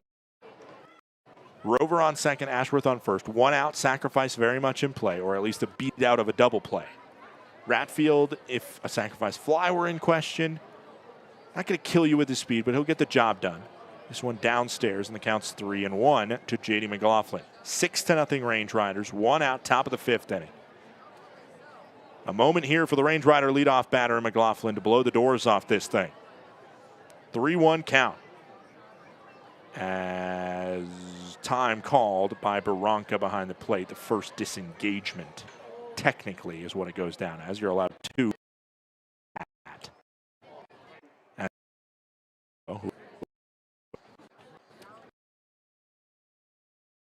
Smitty to McLaughlin, and JD watches that one just nick the inside corner of the zone. If you're wondering who threw the first ever ceremonial first pitch, it was on an opening day, and it was William Howard Taft in 1910. That's another trivia question that you might need to use at some point. Swing and a miss. McLaughlin punched out. Just comes up empty there. Great breaking ball that missed the lower outside corner from Smitty. As Logan Beard steps up with 2 outs right now. The Range Riders not only have dominated this one on the scoreboard, but they've dominated play pretty much throughout. Problem is they've left runs on the board. Like, they could have made this one even uglier in terms of the scoreboard. McLaughlin has technically stranded 5 on base. And Beard has also stranded a few. This one misses. Count goes to 2-0. 0 for 2, 2 punch outs and a walk for Logan Beard. 2-0 count with 2 outs. Everybody's running on contact with the bases loaded and 2 gone. Top of the 5th inning in Great Falls in a 6-0 Range Rider lead.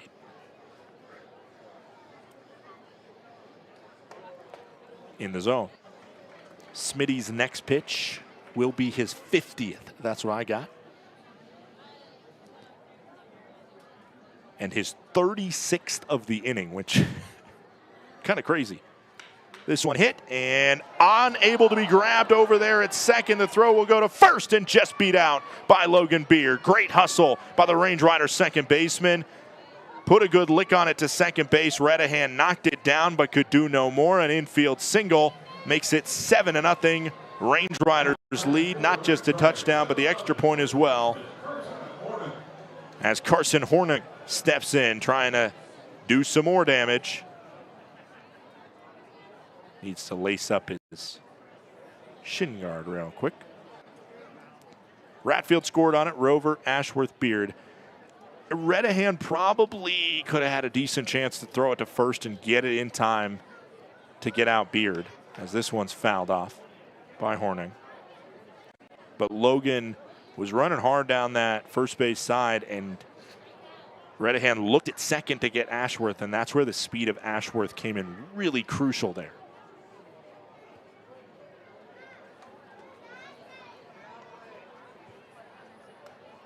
In the zone, 0-2 on Hornung. Still looking for that first professional hit. Carson Hornung, who played for the Mahoning Valley Scrappers, 48 games. That's kind of almost, it's the draft league.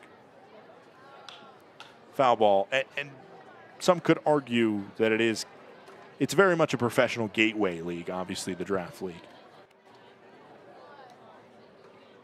But this is fully professional. So we'll call it a first professional hit all over again if Horning is able to get one. Up and over, going all the way to the backstop. Rover will score from third on the wild pitch, and it is 8-10.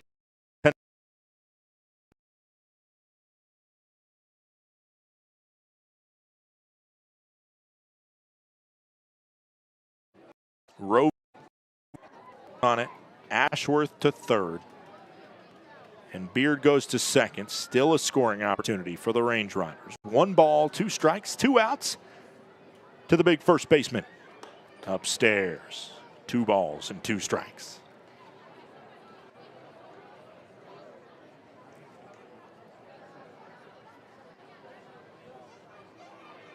Two. Got a piece of it, grabbed by Smitty, rolling to his left, and the flip to first is good for out number 3. Ashworth and Beard stranded, but the Range Riders tally 4 in the 5th. It is an 8-0 contest, and we're halfway home in Great Falls. We head to the bottom of the 5th. Range Riders up big. Range Riders fans, Glacier Bank Park offers a variety of suites to accommodate groups of all sizes, from small gatherings to parties of up to 65 people. The balcony views and exclusive services create a premium experience for celebrations, reunions, and outings of all kinds. Enjoy the convenience and comfort of your private space, breathtaking Montana scenery, and high-level action on the field, while our dedicated hospitality team creates an unforgettable experience for you and your family, friends, or business associates.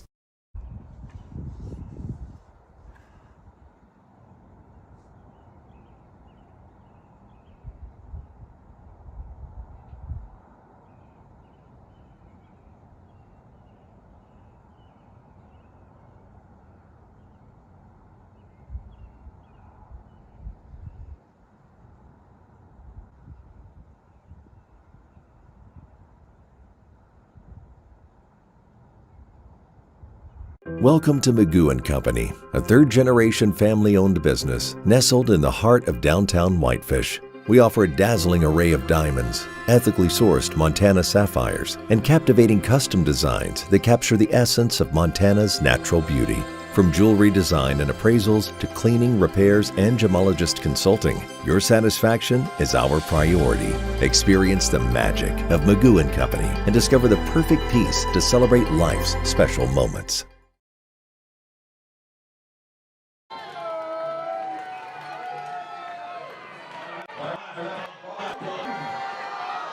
Bottom of the 5th inning here in Great Falls, Montana. Opening day of the Glacier Range Riders season. And so far, so good. Things have gone to plan if you are a Range Rider fan. 8-0, Glacier in front of their cross-state foes.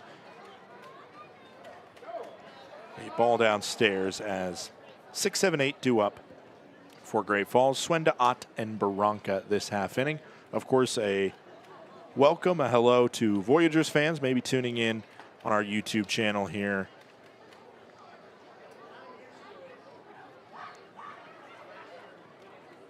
Much love, whoever you may be rooting for. 2 balls, 1 strike. You can listen to voices of the Voyagers, Max Abel, broadcast from that perspective over on Home Team Network, if you so choose. 2 balls, 1 strike. Up and in, 3 balls, 1 strike. Giblin, 58 pitches right now. You'd love for him to go maybe 1-2 innings more, at least get himself set for the potential first victory of his professional career, Giblin. 3 balls, 1 strike into Swenda. Can't get it, and a ball just missed high there. Just in general, he's been throwing more balls as this game has progressed. A walk with 2 outs last inning, and then he nearly allowed another walk at the end of the last frame, when he had the second inning where he threw 62% strikes in that frame, 57% in the first inning. As we're going to have a conversation, and that conversation will involve our trainer, Rachel, from Logan Health, which is not a good sign.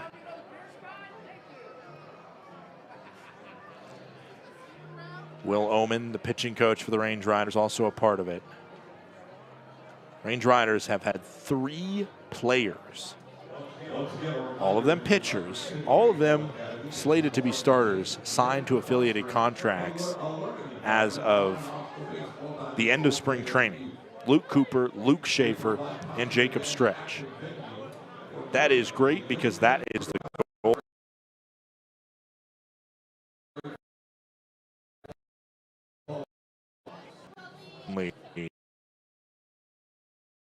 Something that is executed, leading the league in signing of this team.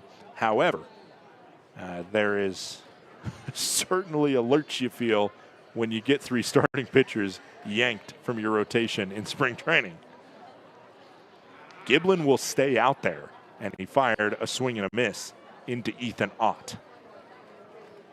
He was kind of pointing at his upper right quad area. This one misses. But you're worrying about not only long-term health, but you're also worried about control if he's not feeling right.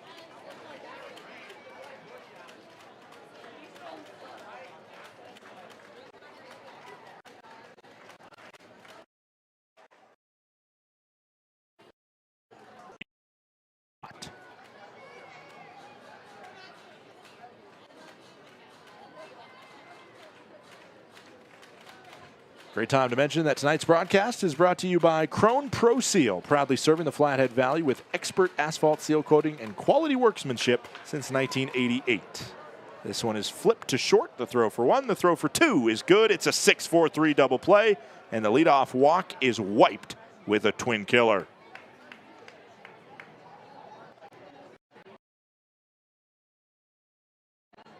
It's needed. Talk about quality workmanship of Krone Pro Seal, which you can learn more about at KroneProSeal.com. That was some quality workmanship on the double play. 2 gone, bottom of the 5th inning. Barranca steps to the plate. And Rocky will see it just low of the zone. Count goes to 1-0.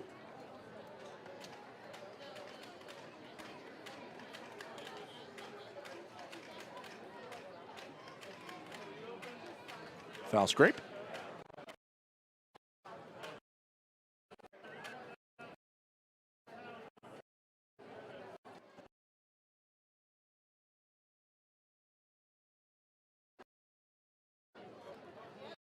Thing. Ball there. One.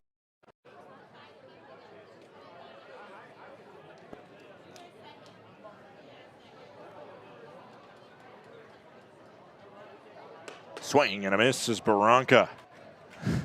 Big thoughts about that one. A deep breath. A relax of the shoulders, and now a 2-2. 2-out pitch. Deuce is wild, about to come in before Giblin steps off and scrapes off his shoes on the back of the mound.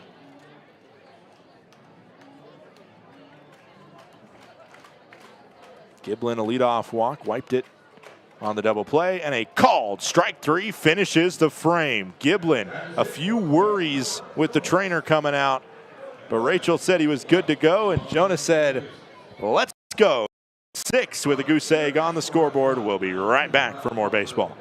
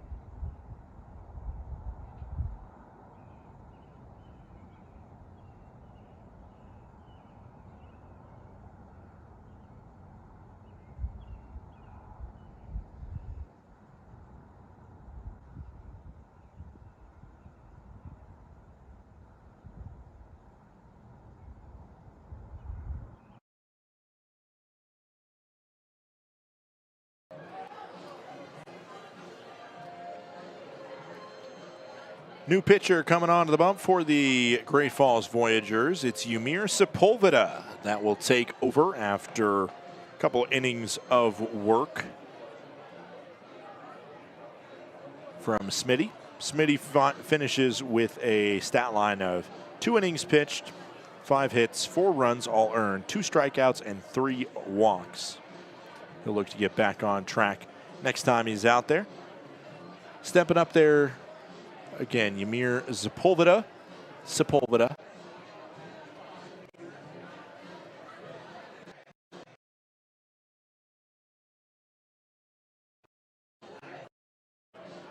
From Mexico. In Laguna.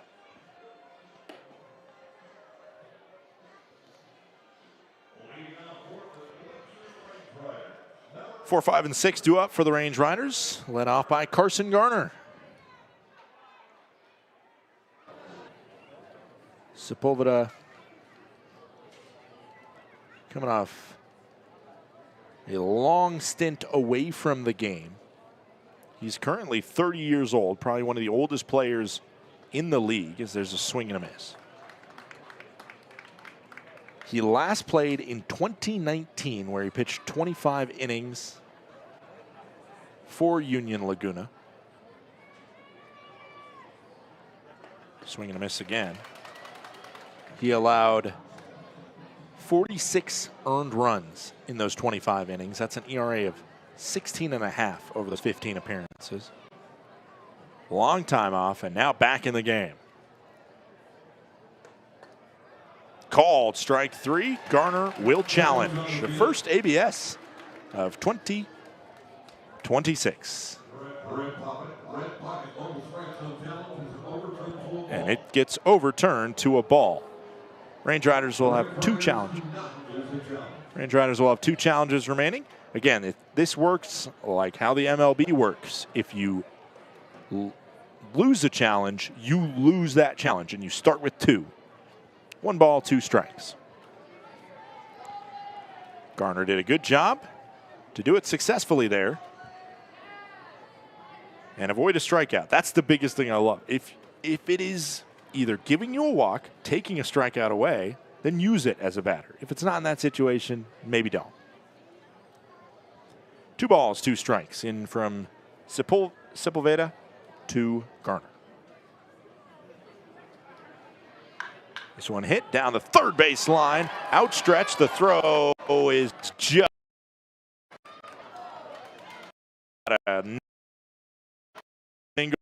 by plays. Not he hit earlier headline, but that you can count on Carson Garner for. His numbers at Murray State shows that he is not just a powerful hitter, but he gets on base via walks, and he's got speed. He can steal bases. Let's see if the Range Riders try and go for it here with Garner, who had 14 bags last spring for the Murray State Racers. Time called. It's a pitch clock violation on Sepulveda. Sepulveda will go down 1-0 in the count to Jake Millen.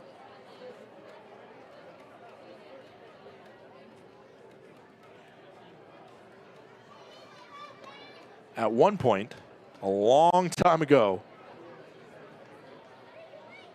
Sepulveda was in the Pirates organization. He played 3 years in the Dominican Summer League when he was 18, 19, and 20 years old. And then he did play a year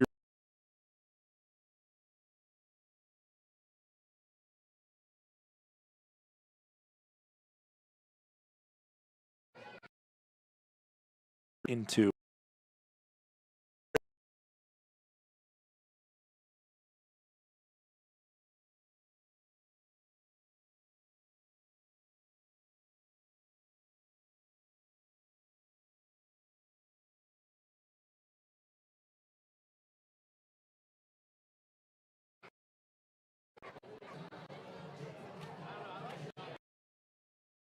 after getting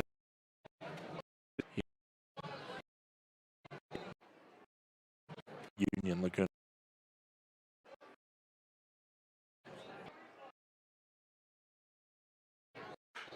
As this one hit to second, chance for two, throw for one, and just in the nick of time. It's a 4-6-3 double play for the Voyagers. Redahan accrues to Ott, and there's two gone just like that in the top of the sixth inning, and that certainly will feel good for Sepulveda. As far as I know, the first outs he has seen recorded when he has been the pitcher since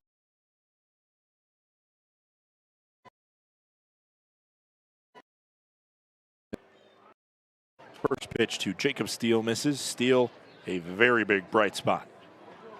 A single and a double for the Range Rider shortstop, not to mention a couple good defensive plays. 2-0 as that one misses downstairs. Range Riders lead 8-0 here, top of the sixth inning. 2-0 count into Steele. Sepulveda has to dip out of the way of that one. 3 balls and no strikes.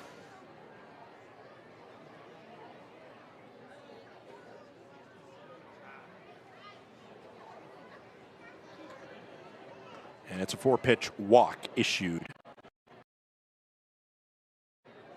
Ratfield 2 for this. Right now 1 through 9. Everybody's has contributed in some way. Everybody's, I believed, reached base at least. Let me confirm that instead of just going off my gut.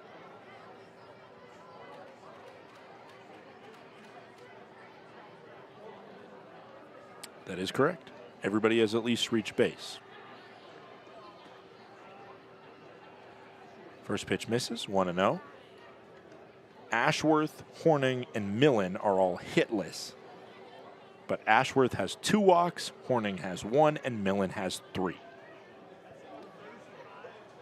Ratfield 2 for 2, and a sacrifice fly. 2 outs, 1-0 pitch.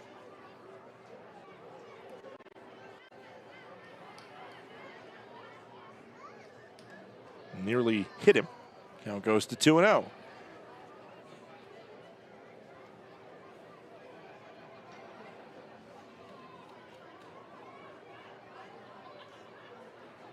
Steele on first. Mentioned he does have decent wheels, can steal. Don't know if we'll see it. Maybe not with the scoreline like this. Barranca, oh, nearly got him on the snap throw. That's a great play from Antonio Barranca down there. Trying to catch Steele cheating a little bit, but just back in the nick of time. The experienced Central Missouri product. 3 balls, no strikes, 2 outs, top of the sixth inning. And it does hit Ratfield, and he'll get a free pass down to first base. It would have been ball 4 even if he would have ran all the way out of the batter's box. He'll instead get a bruise for the trip to first. Tommy Rover, the number 8 batter in the lineup, a double and a single, 2 for 3, the DH. Rover, listed as an infielder, 24 years.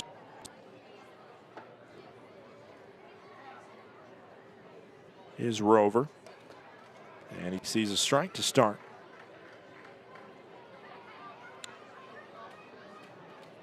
Rover, a couple different stops in his collegiate career. San Joaquin Delta College, which is in Stockton, California. Fresno Pacific as well, which is a Division II school where he spent 3 seasons, swing and a miss there, before playing his final season with the Penguins, batting .328 for Youngstown State. And yes, I did not stutter. Youngstown State, their mascot is the Penguins, if you don't know it. That's what they are. One of my favorite mascots, amongst the Mules in there as well. 0-2, 2-out pitch with 2 on. Into Rover. High fly ball, foul, out of play. No balls, 2 strikes, 2 outs.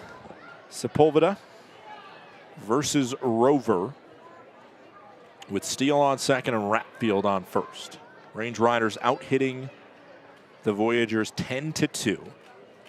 Jonah Giblin on the pitching side has pitched 5 scoreless frames, in line for his first professional victory. The 0-2. Swung on, over to second, red.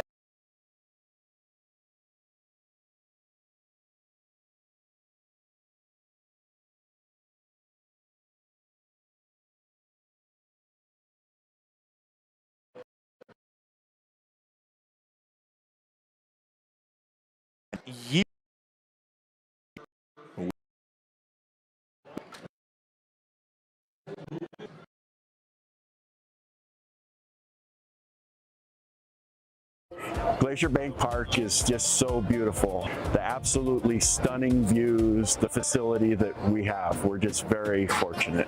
This is a place where people can gather throughout the community. The location of the park itself is centrally located within the valley, and as such, it keeps everybody coming from all the different municipalities throughout the valley, and really it's just a hub for the community to meet. My favorite thing about coming to the ball field is seeing old friends, seeing the beautiful complex, and the staff, how friendly they are. They greet us with friendliness, and the seats are awesome. We also get to connect with folks as far away as Boston that are here on vacation that actually want to come to a ballpark because I talk them into it because that's how special it is. So we come to socialize. We love our group and we just have a really good time. Of course, we like watching the game too. And we like to win.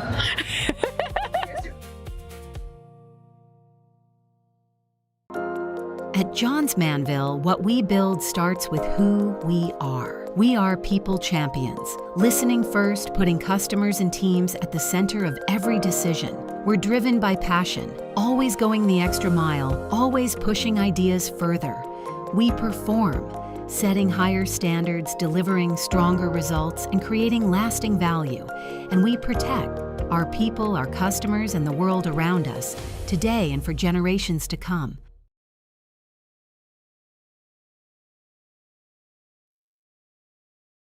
Giblin's the tank, and on 68 piece.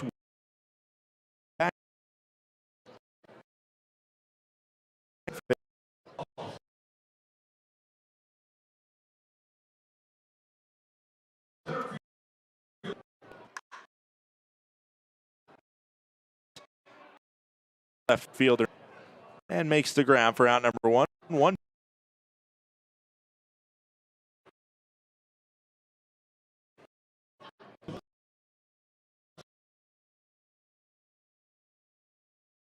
For two steps to tonight's broadcast is brought to you by Evergreen Disposal, providing reliable garbage pickup services across Flathead and Lincoln County. Learn more at evergreengarbage.com. First pitch strike as the count goes to 0-1 on Aiden Redahan.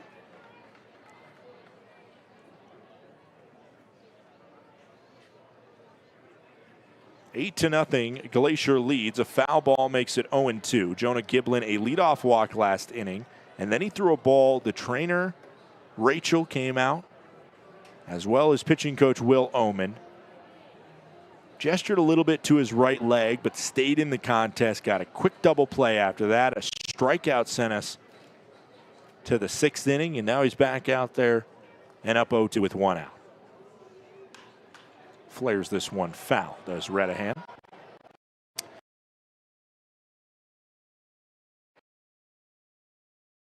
As across this league, the only scoreline bigger than this one is the newbies on the block. Long Beach, as this one into right field, down for a base knock from Redahan.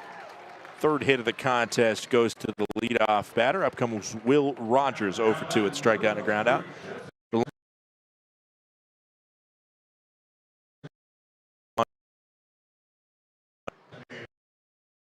First of all, of balls last year that took over at Long Beach, and certainly being the only team able to.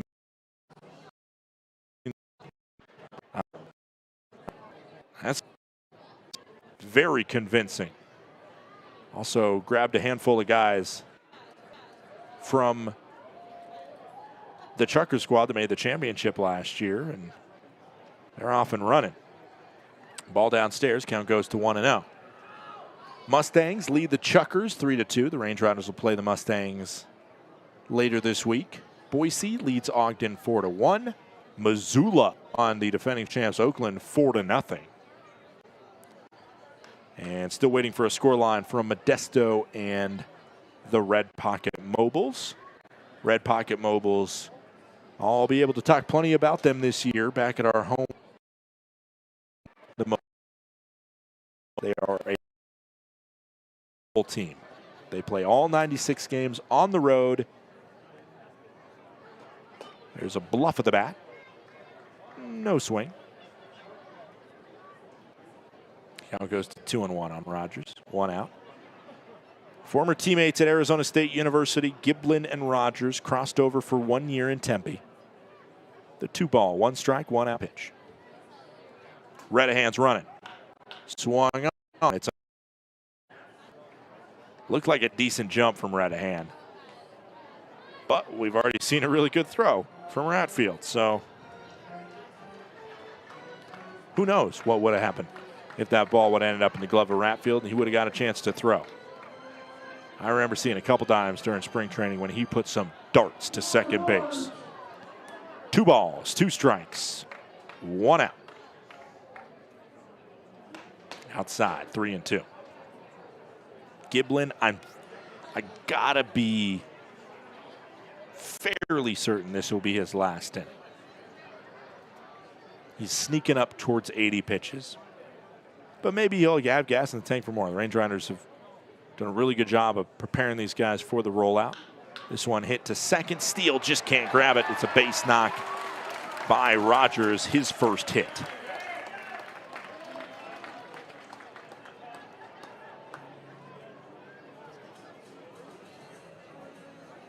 First hit in general of the professional career for Will Rogers. Trey Cruz, the number 3 batter, stepping up. The Voyagers are going to get back into this contest. The moment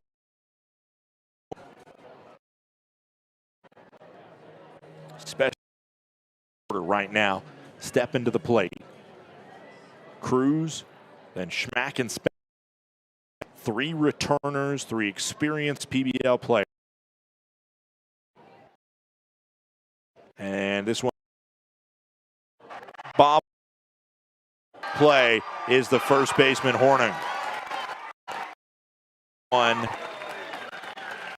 likely go down as an E3 to load the bases and bring up Kyle Schmack. 1 swing of the bat could turn this ball game on its, maybe not on its head, but could certainly make it interesting again, where it has felt like one-sided through the first 5.5 innings. It is scored as an E3.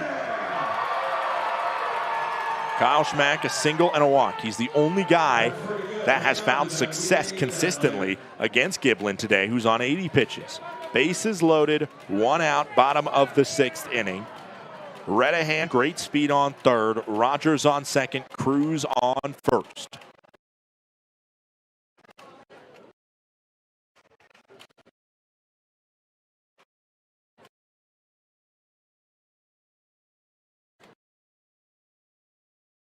Low and away.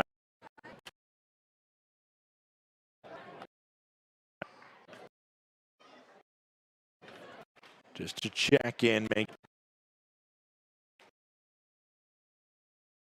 after air.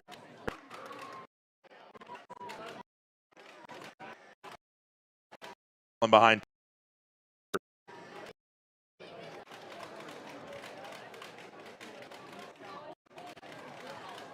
2 balls, no strikes, 1 out. Bottom of the 6th inning. Redahan on third, Rogers on second, Cruz on first. The late swing fouls it back. Doinks off the pole. And back into the field of play.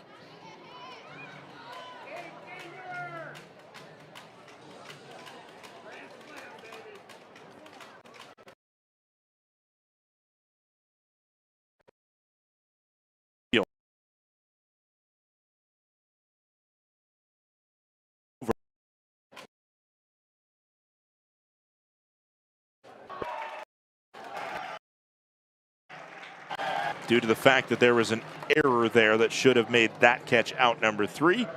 All the same, the Voyagers are on the board for the first time in 2026. A sacrifice fly.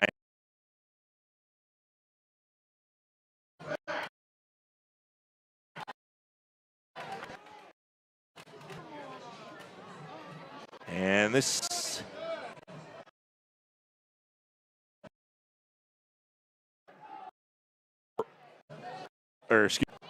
will open part of the conversation. Split. Score line here as Giblin, Omen, and Ratfield talk this through. Quick conversation before pat on the butt, and we're back to baseball here as Giblin tries to go 6 full in the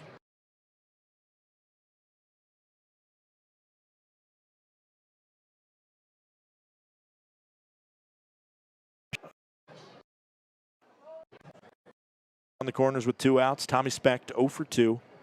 Fielder's choice and a pop out for Specht. 8-1 scoreline. First pitch. Foul up and out of play.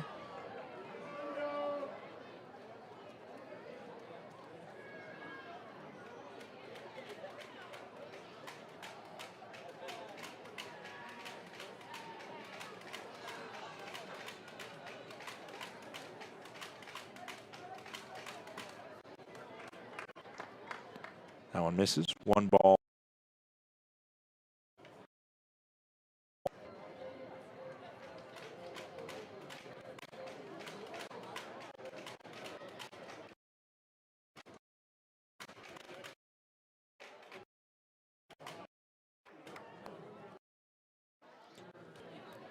As that one misses. Important run for the Voyagers on third base. Difference between 8-1 and 8-2 might feel small, but a crook.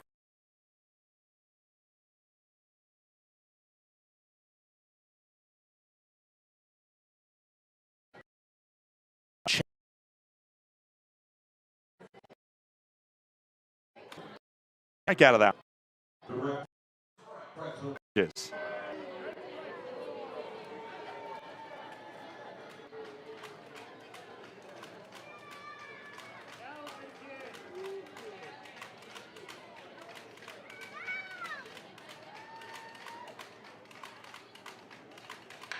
Hit to third. It goes off the glove of Horning.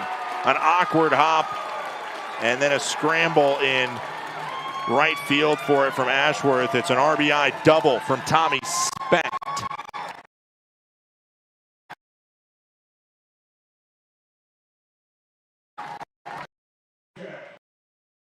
And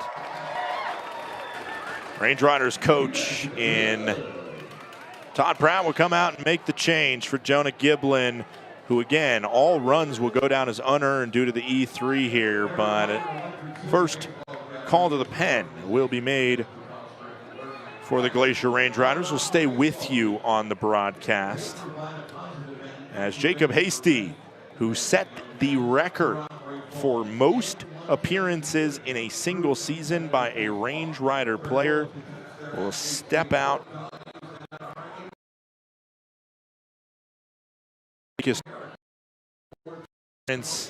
As a Range Rider reliever.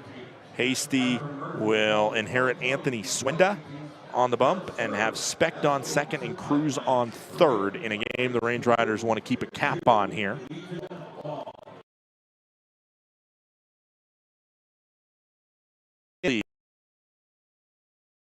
As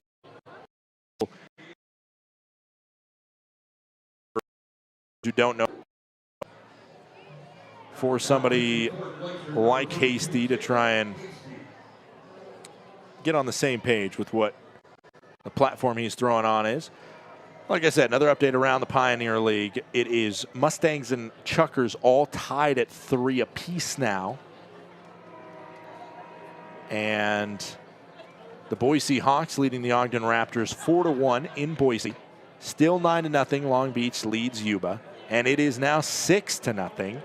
The Paddleheads lead the Oakland Ballers. That is a shocking score line coming out last year, setting a Pioneer League record for wins in a season. And considering what Missoula lost in Adam Fogel, Roberto Pena,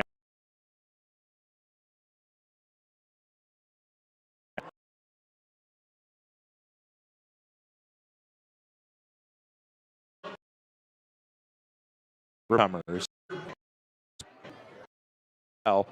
who 3/4 of Montana's Pioneer League. A stint with the last played for the, and he is Paddlehead. He is 0 for 2 this evening in Oakland. First pitch from Jacob Hasty is a ball outside. Count goes to 1-0. Hasty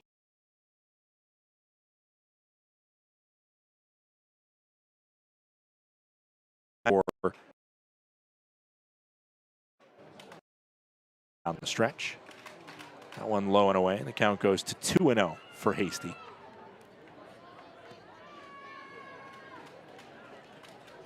A Nick Klemp 2-run homer. 2 Nick Klemp 2-run homers. That's mainly the scoreline of how Missoula has got their scoreline to 6 against Oakland. In the zone, called strike, 2-1. And Will Bermudez has a homer as well for the Paddleheads. They also have a run scoring off a double play. So 3 home runs. Missoula is doing it the only way Missoula knows how, and that is the long ball, even on the road. The 2-1. Missing inside. Swenda has to play jump rope with it. 3 balls, 1 strike, 2 outs. Bottom of the 6th inning here. 8-2 Range Riders lead, but a base knock very likely could make it 8-4 and cut the deficit in half.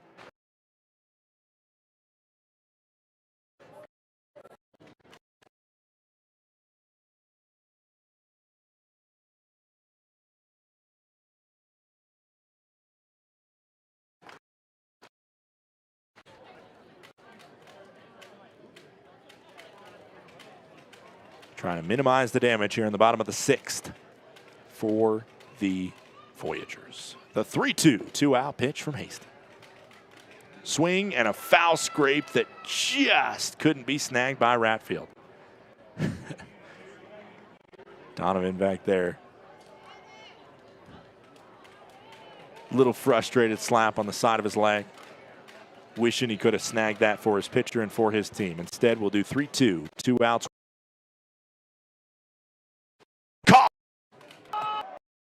Sent down looking, no challenge to the dugout. Voyagers put up 2, but the Range Riders still lead by 6 as we head.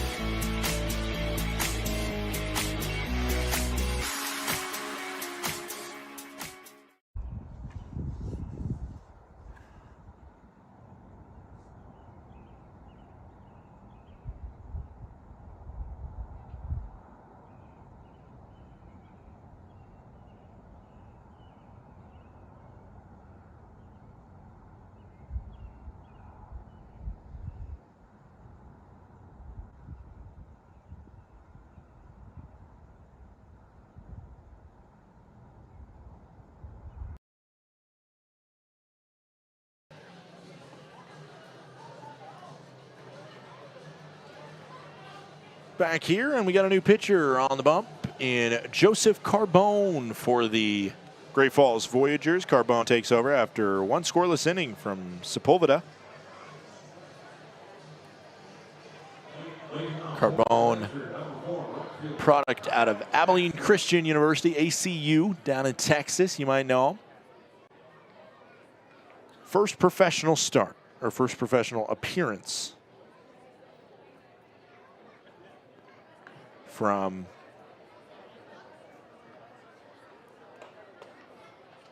Carbone, and he hits the zone against Ashworth.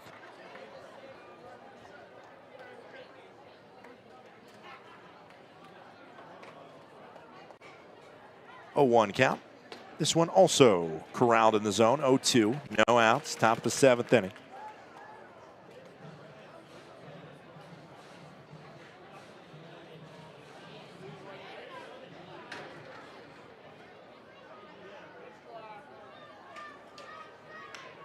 As this one flares out to center field and down for a base knock. Great job to fight off the 0-2 pitch and get a leadoff base hit for the Range Riders' number 9 batter as Kyle Ashworth reaches on Carbone.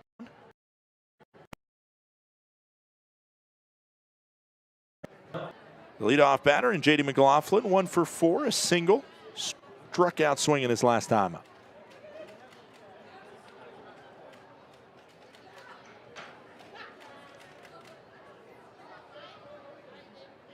First pitch in from the lefty in Carbone. Misses low and in. Have yet to see a challenge from Great Falls at all, and the Range Riders have gotten both of theirs correct, so they still have 2 remaining. That one upstairs as Ashworth threatens to steal over at first, but does not.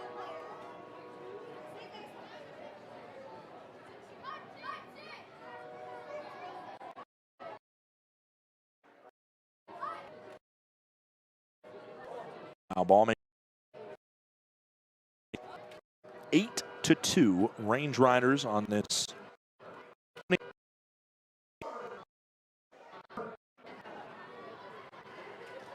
Their cross-state rivals in the Voyagers into the top of the 7th.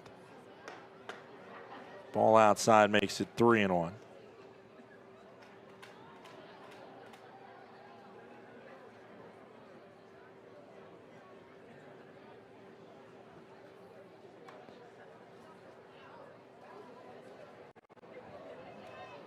And hammered by McLaughlin. You can forget about it. J.D. McLaughlin, a 2-run blast. It's 10-2 Range Riders. No doubt about it off the bat of the leadoff batter. A trot to 10 for the Goats.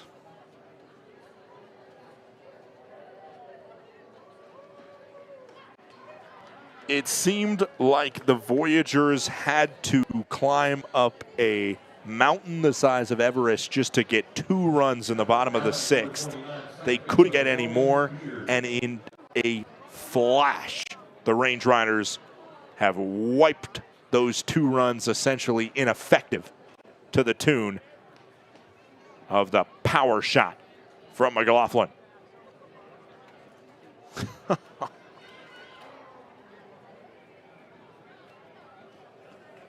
Called strike into Logan Beard. Logan Beard 1 for 3, a walk and a single his last time up.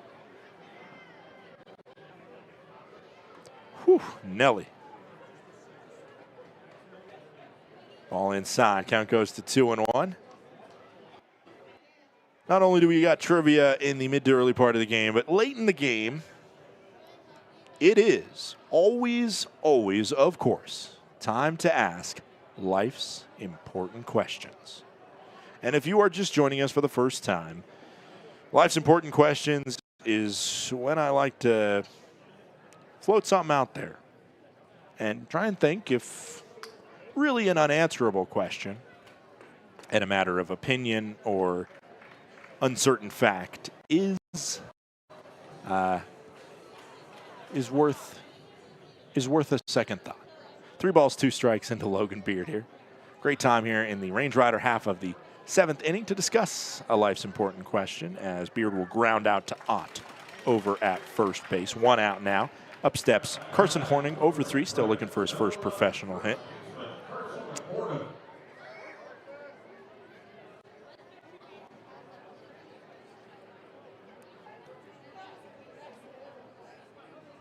One out. Top of the 7th inning.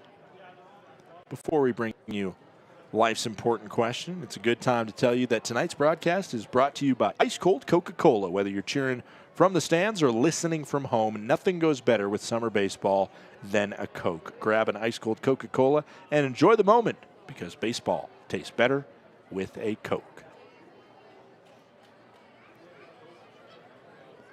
2 balls into Horning.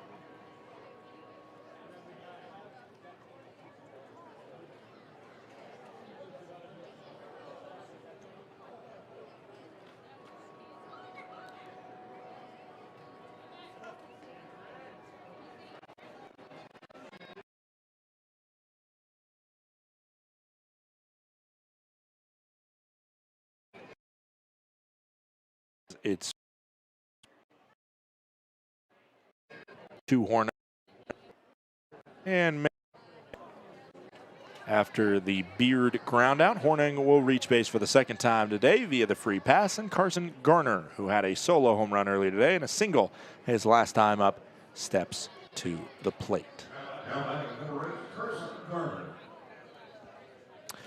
Today's life important question, and I would love to find you one that was spurred on by, as there's a strike into Garner, that's spurred on by opening day, but I couldn't really find anything that would be pertinent and tie into opening day. So instead,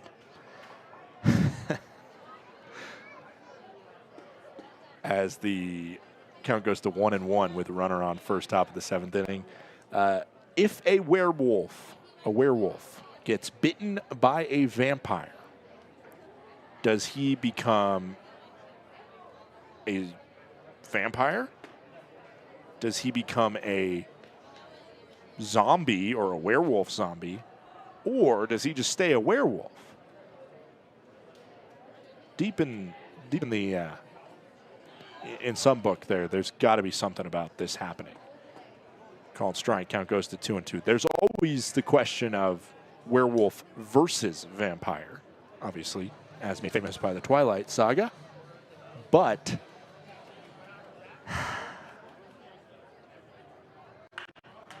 as this one's hit, missed the second throw from on the same page, and the ball skates past to Swenda at third.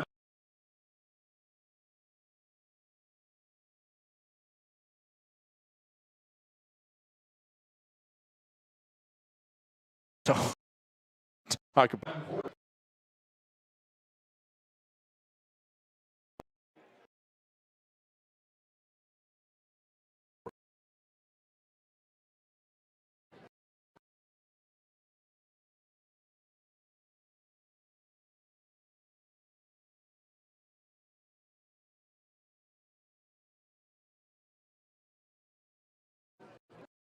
there on the werewolf watched with, you know, I mean, the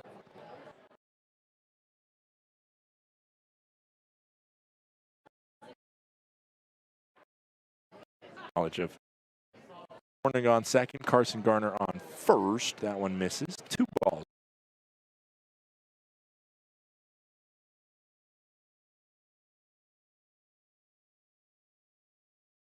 With which is a vampire skin, you know. Oh, is that the werewolf form? Because werewolf form, certainly, I just think the skin's too thick as a whole, but vampire teeth are sharp, theoretically. 3 balls, 1 strike to Millen, 1 out. Downstairs, And it is ball 4. Millen earns up.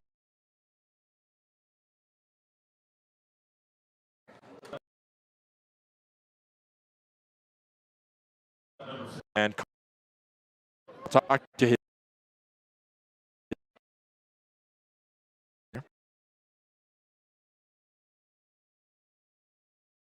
Jake. Choices. Marvelous debut. One that sticks out.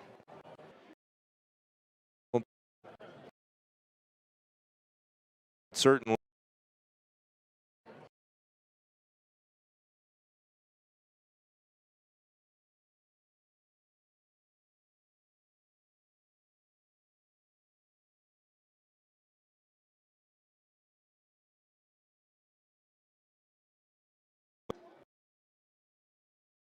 Roster to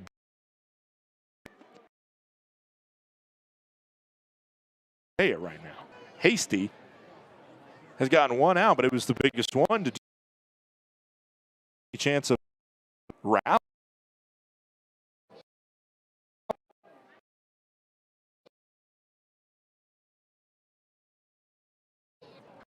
Right out top.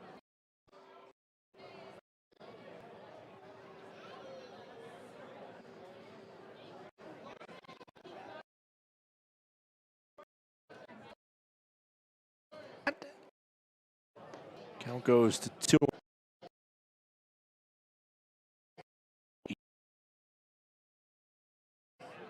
Challenging it because a couple of these are close, but he's not. This one hit on the ground towards third. Maybe a chance for 2. The throw across the diamond is off target.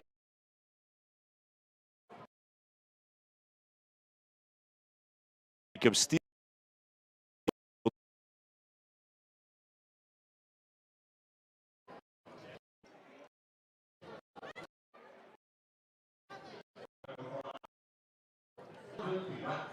Ratfield will step up in an 11-2 Range Rider lead.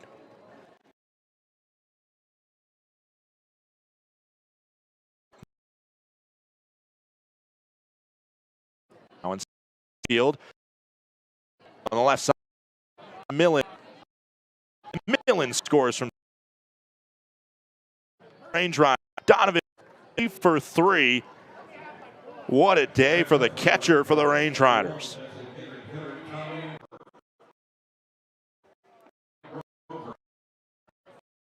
Rover for single. This every mark in the Pioneer League offensive statistics last year, and it is one game. But this is certainly a sample size that you love to see if you are a fan of the Glacier Range Riders. Home plate umpire appealed down to first, said that Rover went, but it was a wild pitch that got away from the catcher in Barranca, so Steele and Rat.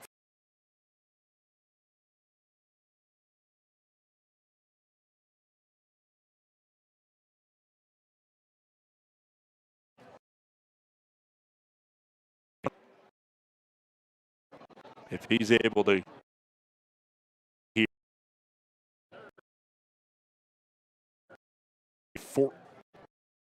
it would be a scoreline that would put the rest of the Pioneer League on notice through one game. 2 balls and 1 strike. That one misses. Ballers are on the board against the Missoula Paddleheads. It's a Jeter Ybarra. So one the defending area. Gold off target.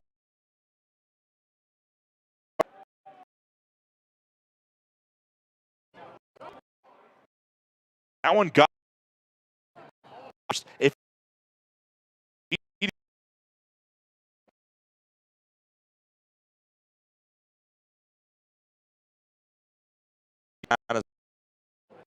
scored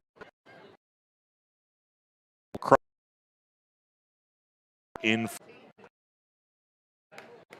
first, And up step.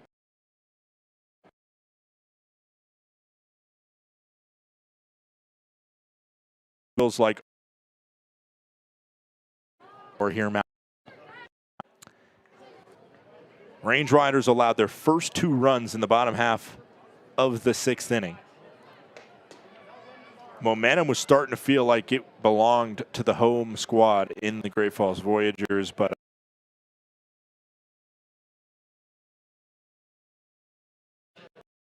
Glacier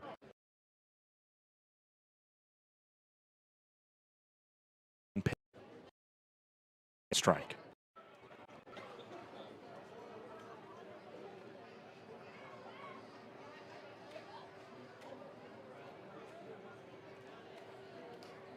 Downstairs, great block by Barranca.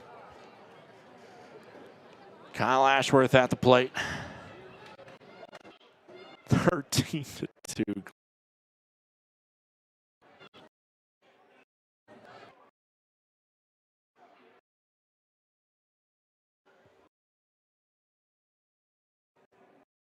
It'll get by Barranca, and the run will score on a wild pitch.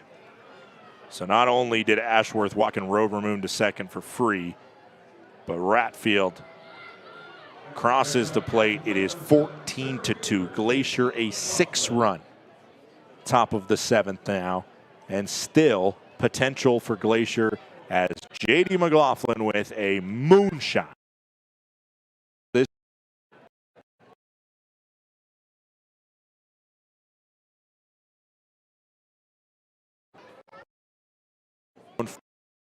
in number 5. Down 0-1, 14-2. And we are just over 2/3 of the way through this game. Still more baseball to be played. Upstairs, the count goes to 1-1.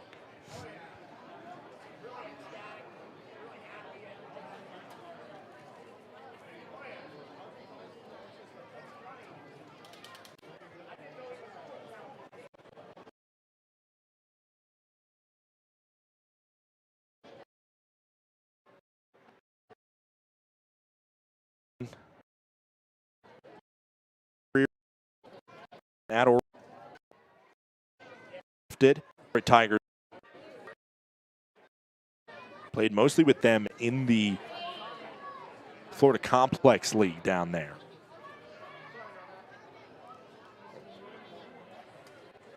Before finding his way to Glacier, where he was, as this one through into the left side, stop sign put up for Rover at third. It's another hit by McLaughlin. He's 3 for 6 in his return to the Range Riders. Logan Beard now to the plate, a 1 for 4 day. Ground out earlier this inning to first base, but he will get a chance to see Joseph Carbone for the 2nd time. No, he won't. It is the end of the day for Carbone, and we will stay with you through the pitching change here in this half inning as Logan Beard will be the first to new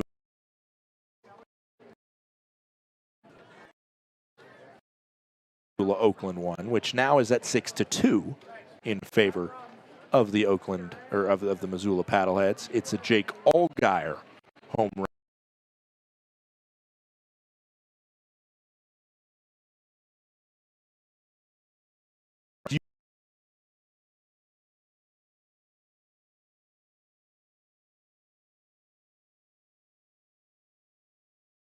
To it's the Hawks 4-1 are down 1-0 at the hands of the Modesto Roadsters.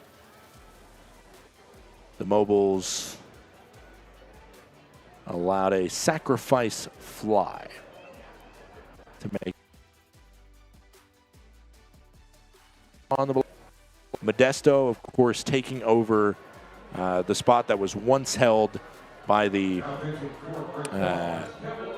Modesto Nuts, which were a affiliate in the California League of the Seattle Mariners. But there was a whole shuffling going on in the California League that led to the Modesto Stadium being empty and a Pioneer League team to fill it. with the expansion of 2 California teams 2 years ago, with then the YOLO High Wheelers and the Oakland Ballers. YOLO High Wheelers won the championship in year 1, beating the Glacier Range Riders in that championship before moving to Yuba Sutter and being the Yuba Sutter High Wheelers last year and changing their name to the Freebirds this year, which overall, in terms of the off-season branding projects, which is maybe a conversation to get here on opening night, where we had 4 new brands come out. It is the 2 new teams. So Roadster. Names, Birds.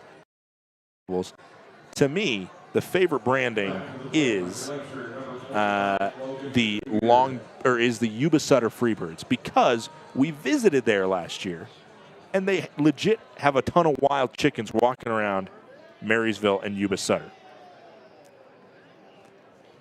2 outs here.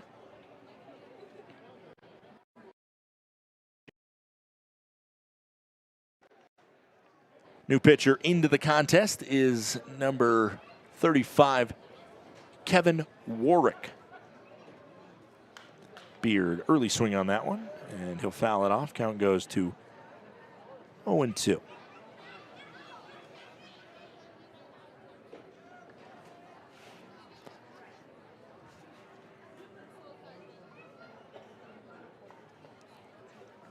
Pitch misses.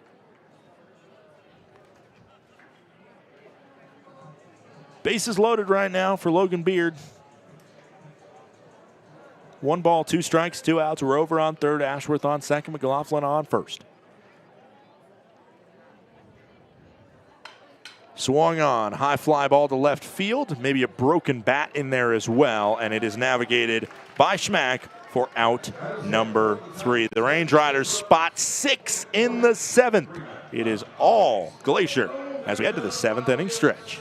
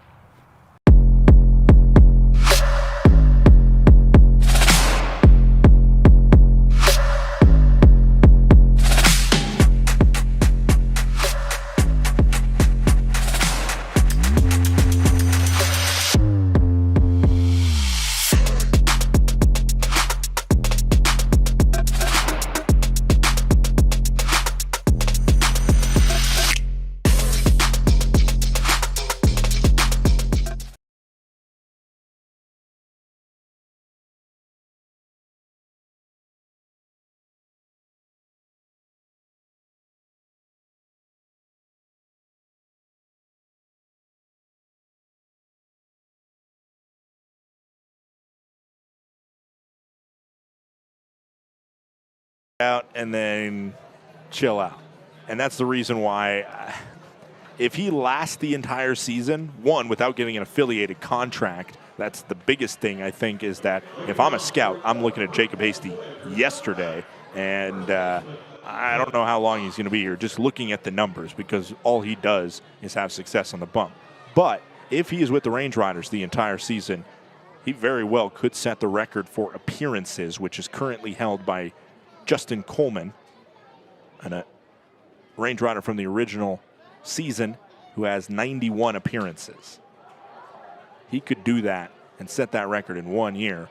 Davis Pratt, we'll see this one go sky high.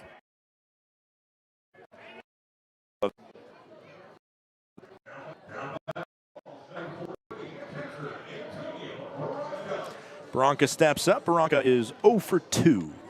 Former Range Rider, played alongside Davis Pratt at the beginning of last season. They were both opening day guys for the Range Riders last year. Range Riders with a 14-2 lead. A dream start to the season if you're a fan of Glacier. And probably a somewhat sleepless night if you're a Voyager fan.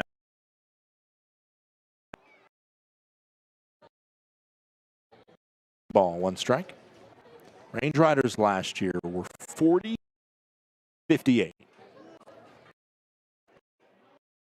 Excuse me. Upstairs, 2 balls, 1 strike into Antonio Barranca.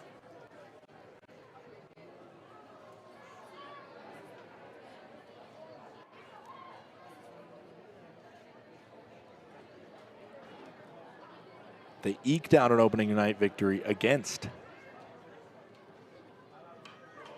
As that one scrapes off the top of the bat of Barranca, who has to duck out of the way of it, and then it hit the bat. Crowd got a little, they took some offense to it. I don't think there's any harm meant, especially because these guys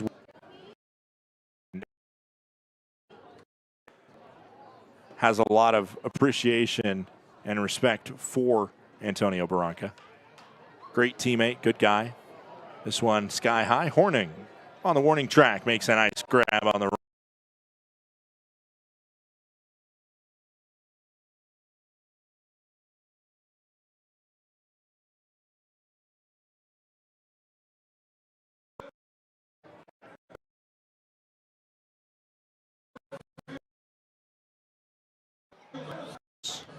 all of last year. Scored 14 runs once. And that was on the 4th game of the season, where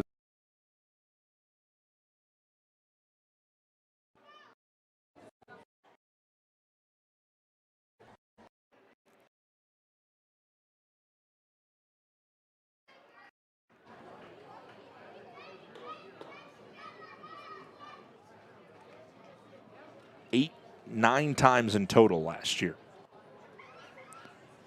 So while I will attest to the fact that, hey, an early, big blowout win over Great Falls does not indicate how good or bad your offense may be. Referencing the 16-3 victory the Range Riders had an opening week last year, it certainly is a nice thing to see some runs on the board on opening night.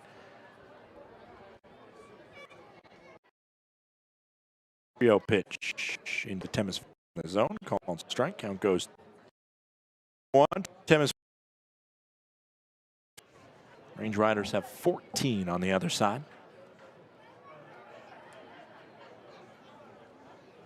Both runs for Great Falls unearned due to the E3. They just couldn't. Technically, when the sacrifice fly was made to score the first out, technically it should have been out number 3, according to kind of how you math out errors.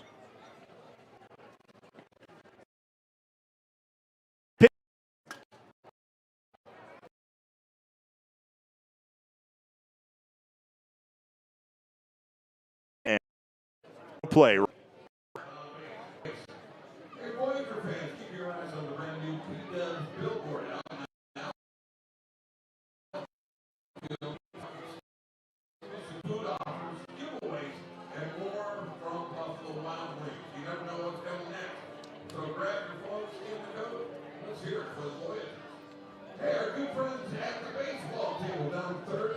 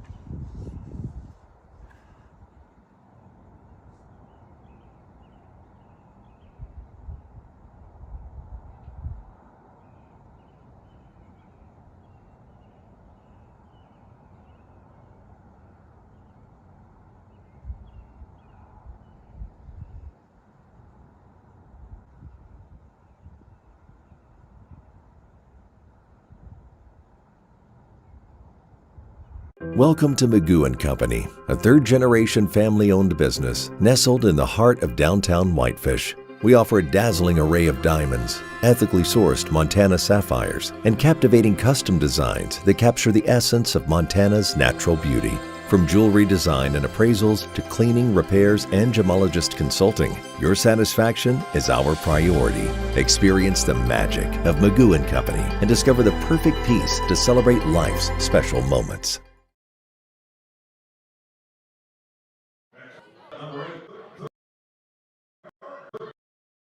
Inning got back.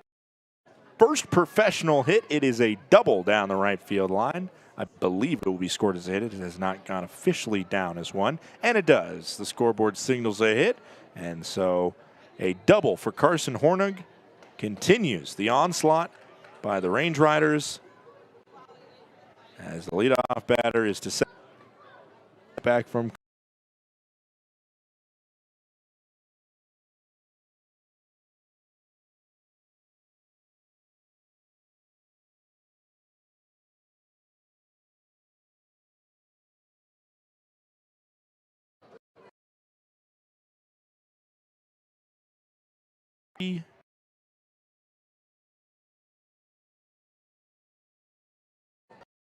four.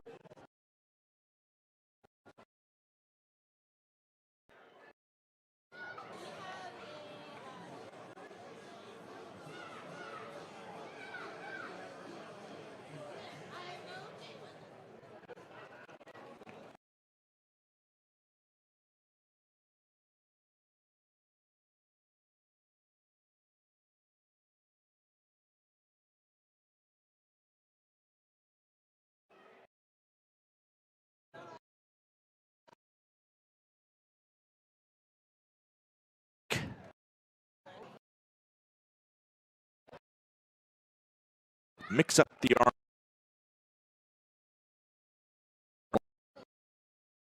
Pennsylvania. That time he goes with the sidearm. Sometimes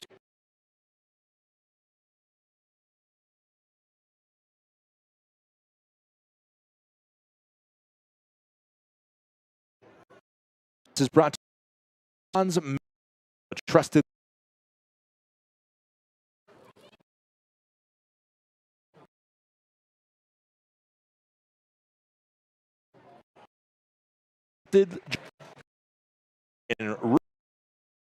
Built on innovation. Proud.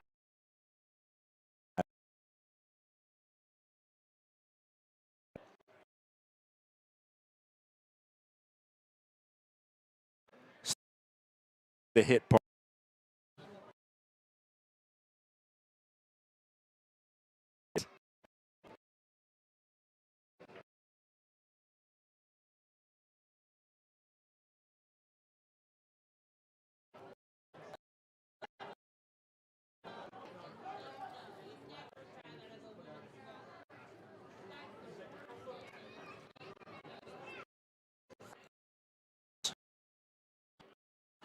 (14-2) here in this clash with the Voyagers. It is the team the Range Riders have played the most in their history. Have a winning record versus the Voyagers at Glacier Bank Park and a losing record versus the Voyagers in this ballpark, Voyagers Stadium, previously known as Centene Stadium. 2 balls, 2 strikes now. Just beyond that look that you're getting if you're on the stream over that left field foul pole is the Missouri River. Foul scraped by Milling. Good job to stay alive.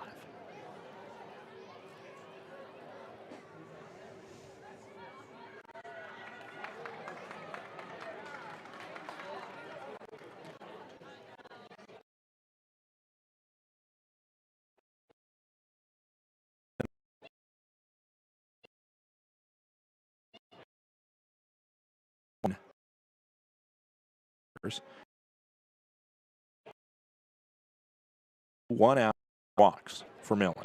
and it's not close. Most of the guys are sitting around about 4 pitches seen per plate appearance. Ashworth is in second with 4.4. But that is a very nice mark. And it's upstairs, and Millen,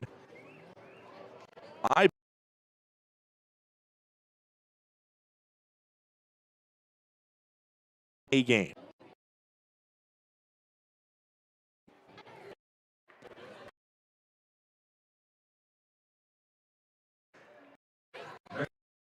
Nonetheless, the Range Rider record book, a 5-walk contest. And on a night where there's many headlines, Millen adds to it. Jacob Steele sees a called strike, then nearly takes a ball on the hip. Count goes to 1-1 with 1 out. Horning on second, Millen on first.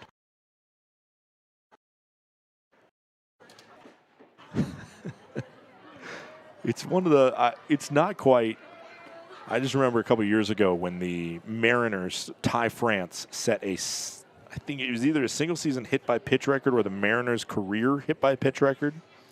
And there was a goofy graphic put out with it. And it was, you know, it was more a meme than anything. But I just feel like that's probably a similar script.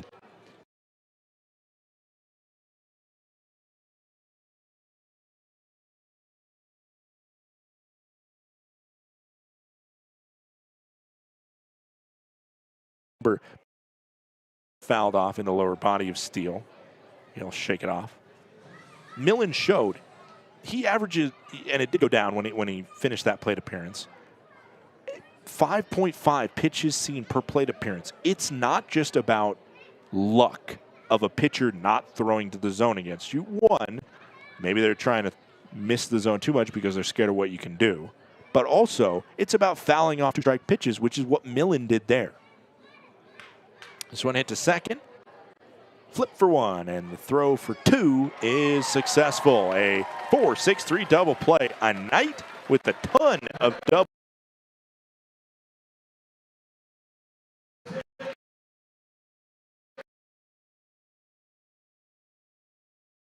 More especially.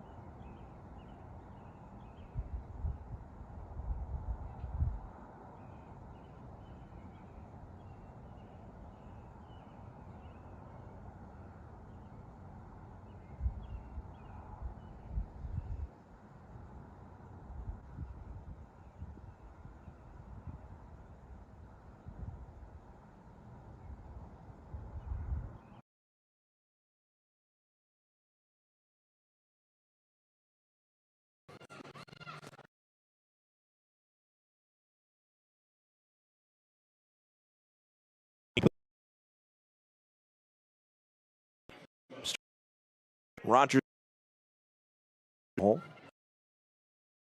shutout inning to start his relief appearance.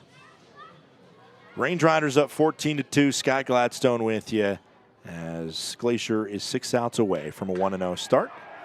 This one heading to center field, looking up, and J.D. McLaughlin will watch it sit.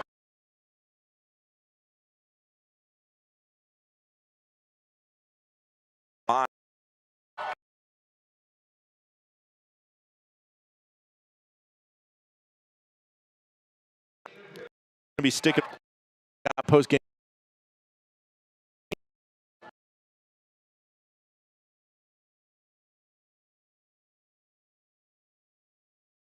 Opener. We're here. Opener next. Fireworks on opening night. Of course, that will not be the only fireworks game, because July 3rd and July 4th are right now scheduled to have fireworks.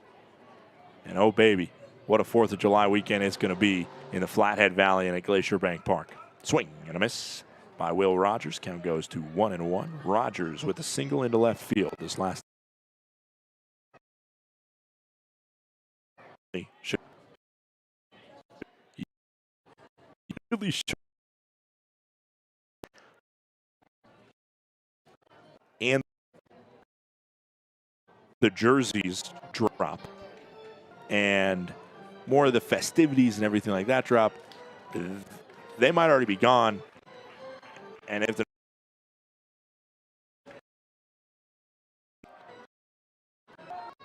bought some.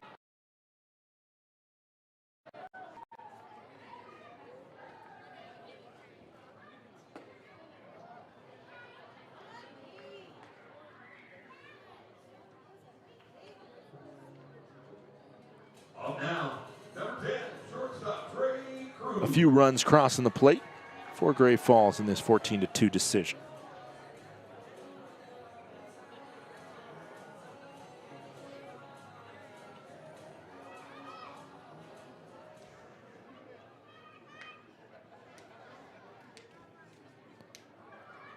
This one back at Pratt, down on the ground. Good job by Pratt to respond to that one. He's absorbing the blow a little bit, and everybody's going to come in and check on him. It's a hard grounder right back at the pitcher. Never easy, never fun, but I don't think Pratt is going to do much more than walk it off. But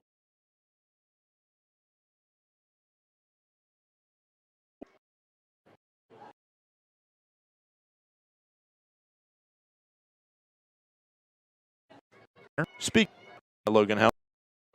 It's to home, Logan Health.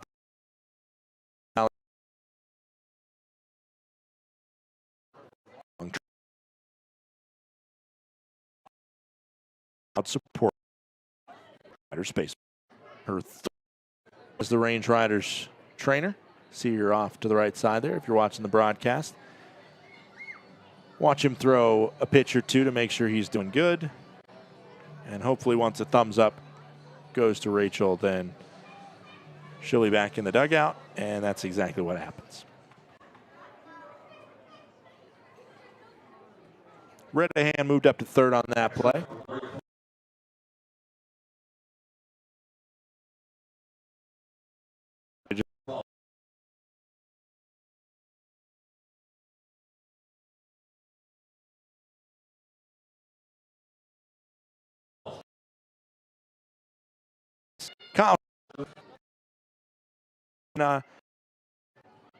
Forget. Matter of Jonah Giblin 3 times.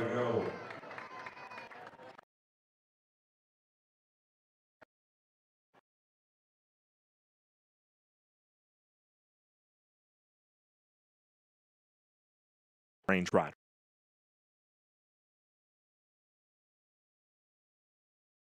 Two challenges remaining if they want. Pitcher up.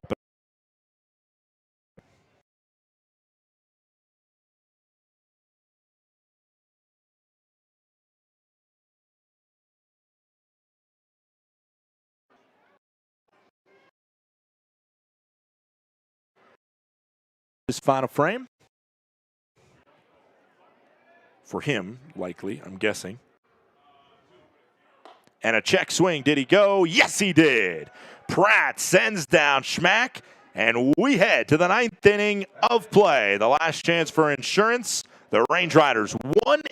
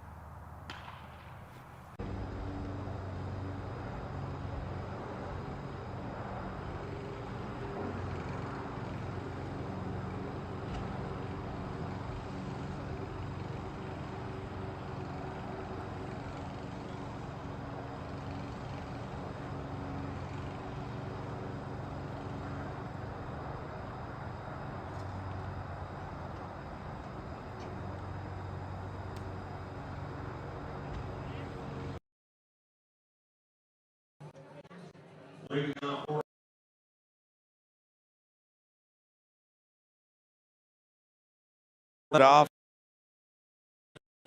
Reiner single hit.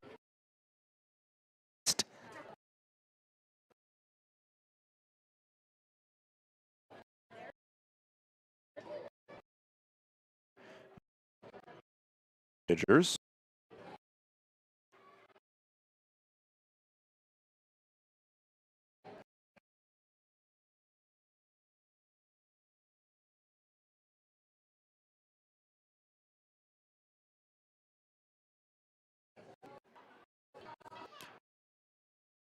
On this one. Now hit by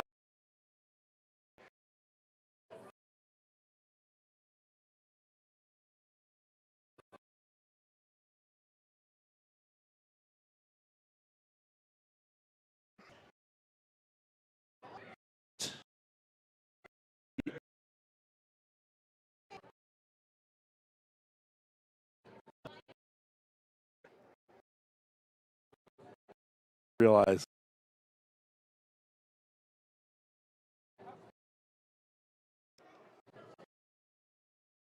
that was the scoring for. Then there's been started that.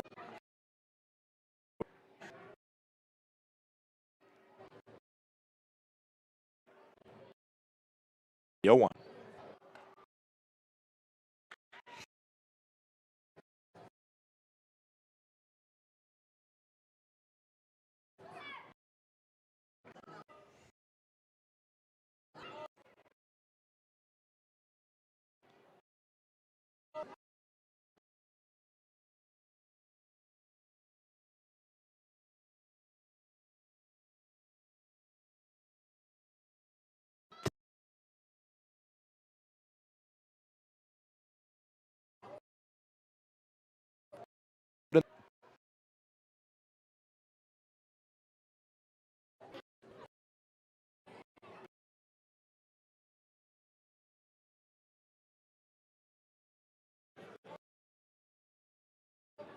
Is things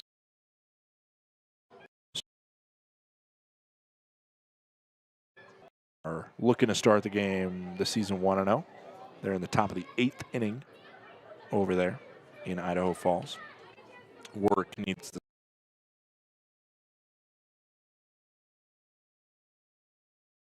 Four.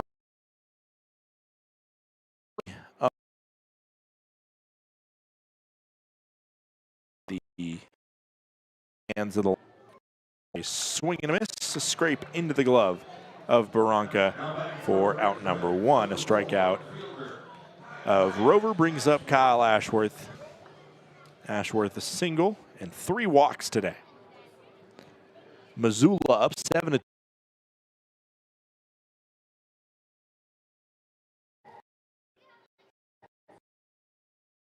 Very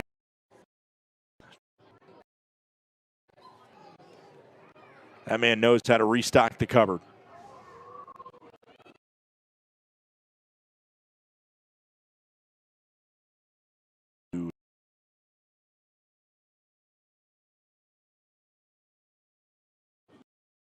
Red pocket like the red.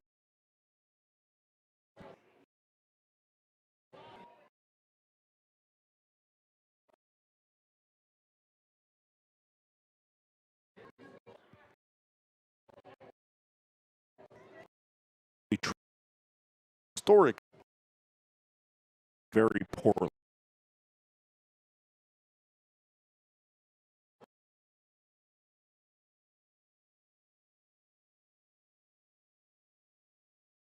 Count.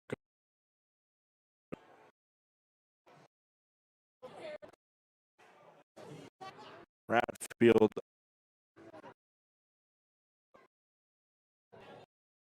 He's going in. One scrape.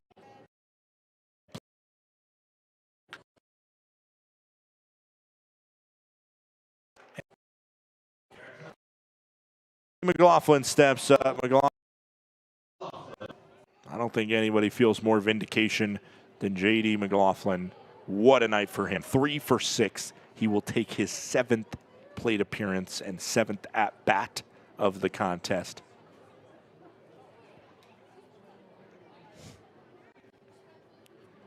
Started the top.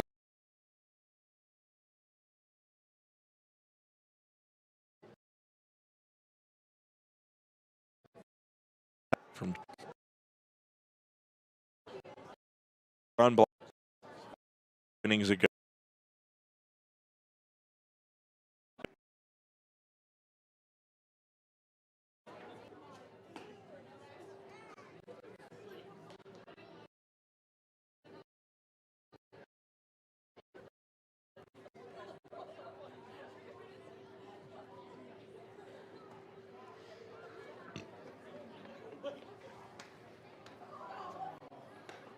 Up and in, just off the hands of McLaughlin.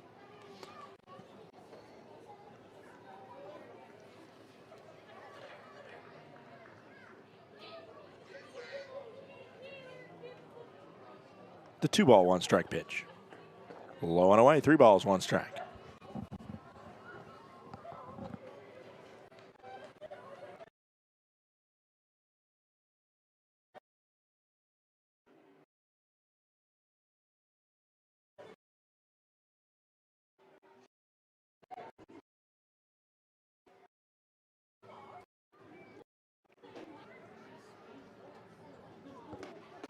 And it's ball 4 and a walk. McLaughlin will be stuck at 6 ABs, but his 7th plate appearance will walk him to first. And Logan Beard now steps to the plate. Beard with a walk today, a single as well. 1 for 5 he's sitting at. He's got 2 in scoring position with 2 outs here in the 9th. Insurance hopefully not needed, but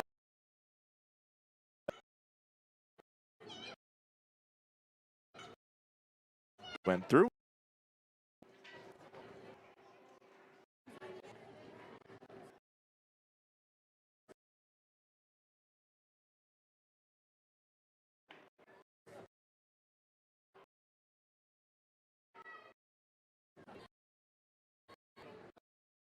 Called strike.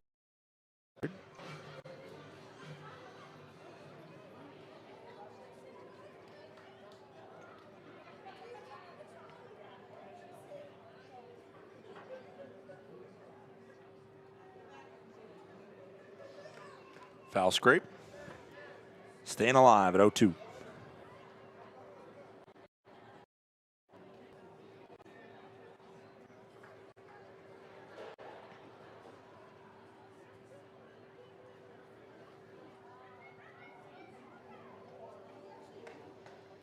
Almost got him.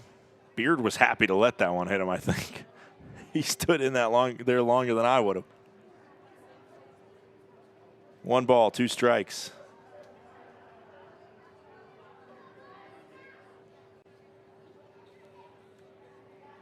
Two-out pitch.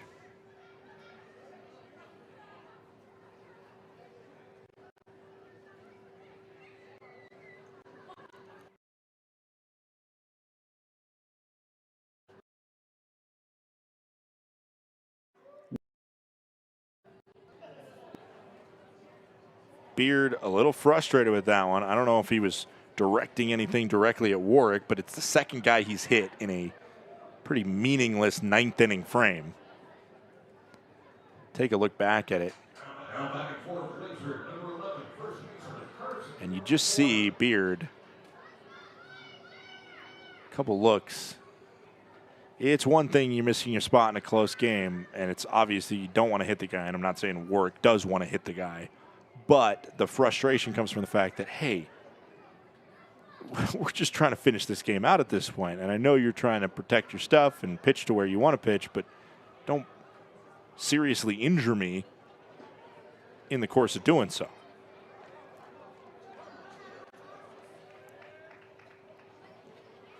Up steps Carson Horning, a double, his last time up. Horning will finish.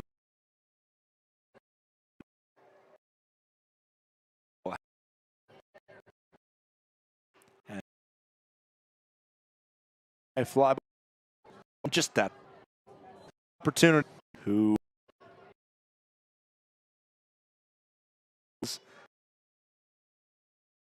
ace, and if Horning comes up empty here, that number goes to 16, which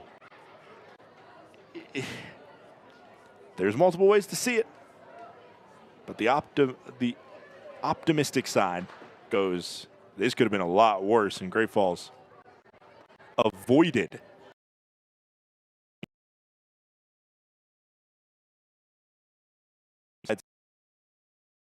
Range Riders had more opportunities, and they couldn't find those clutch bats. However you see it, it's game 1, and it is what it is. 1-2. This is inside. 2 balls and 2 strikes. The Range Riders have shown patience, if nothing else. The Voyagers have, more than anything, led with an inability to find the strike zone consistently. 2 balls, 2 strikes, 2 outs, bases loaded, 14-2 Range Riders. The pitch to Horning. Upstairs, it is 3-2. Great Falls has not challenged 1 pitch.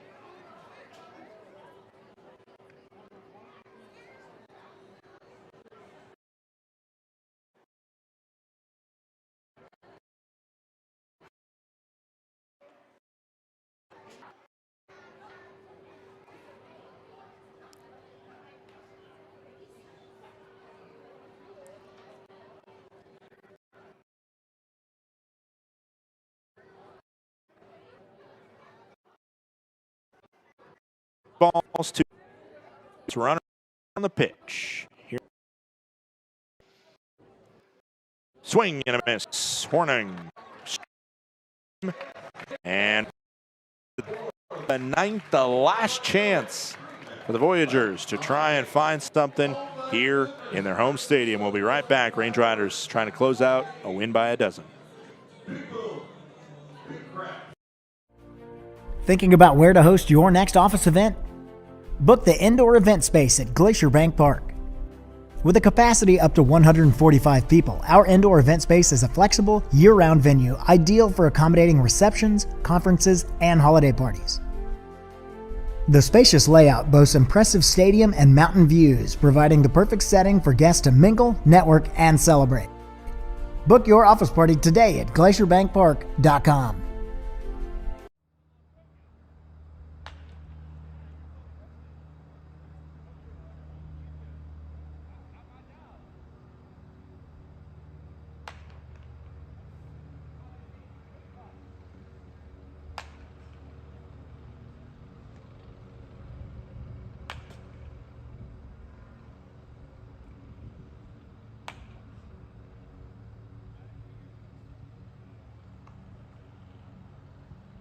Welcome to Magoo & Company, a third-generation family-owned business nestled in the heart of downtown Whitefish. We offer a dazzling array of diamonds, ethically sourced Montana sapphires, and captivating custom designs that capture the essence of Montana's natural beauty. From jewelry design and appraisals to cleaning, repairs, and gemologist consulting, your satisfaction is our priority. Experience the magic of Magoo & Company and discover the perfect piece to celebrate life's special moments.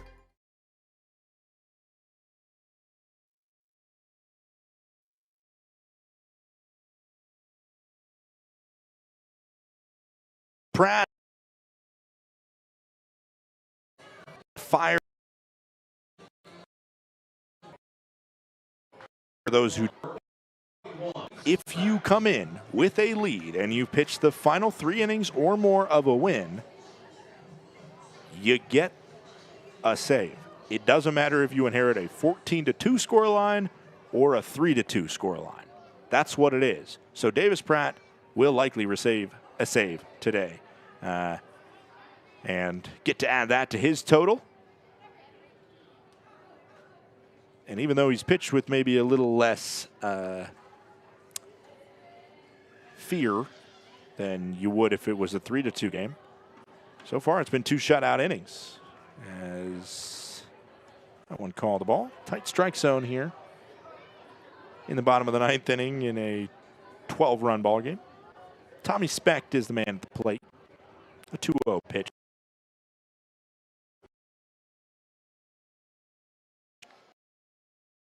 No strike.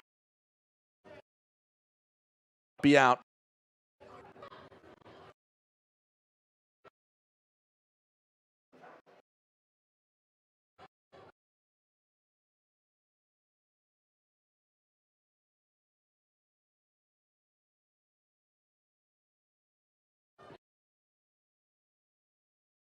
Take lead off.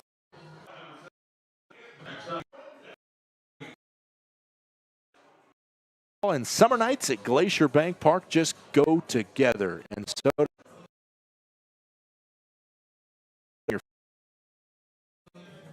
for the future and people who know the valley. Proud to support the Rangers, Montana. 5th straight ball thrown by Pratt.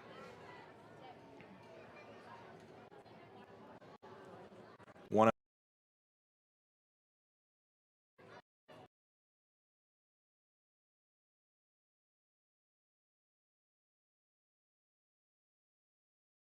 scored.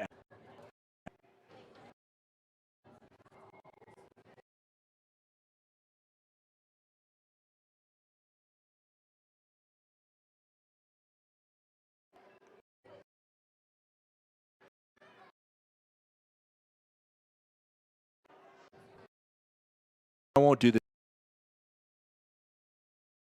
Do it tonight.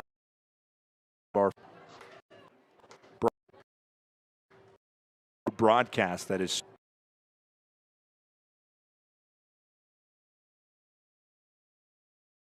home team new partnership.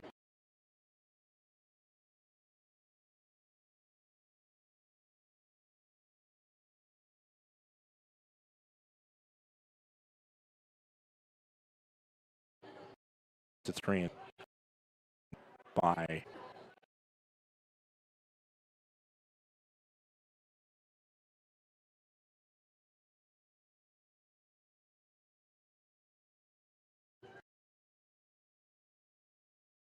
Coca. Swinton goes down looking.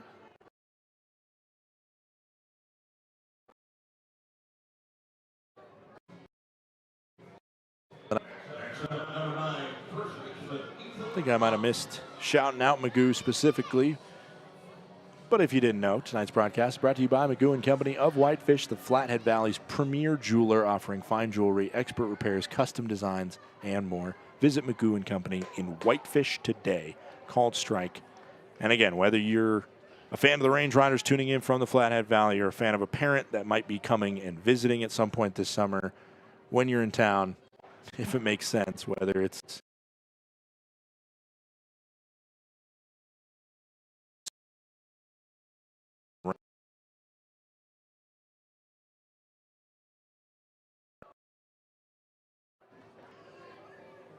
So they know the impact that they are helping in this Flathead Valley. 1 ball, 1 strike into Ethan Ott, who sends it sky high. Ashworth looking for it, and Ashworth finding it into the back of the leather mitt. And the Range Riders are 1 out away from 1-0.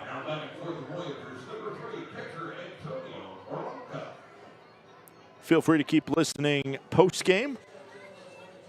Obviously, when this goes final, we'll go to a quick commercial break. We'll come back, recap the contest, break 1.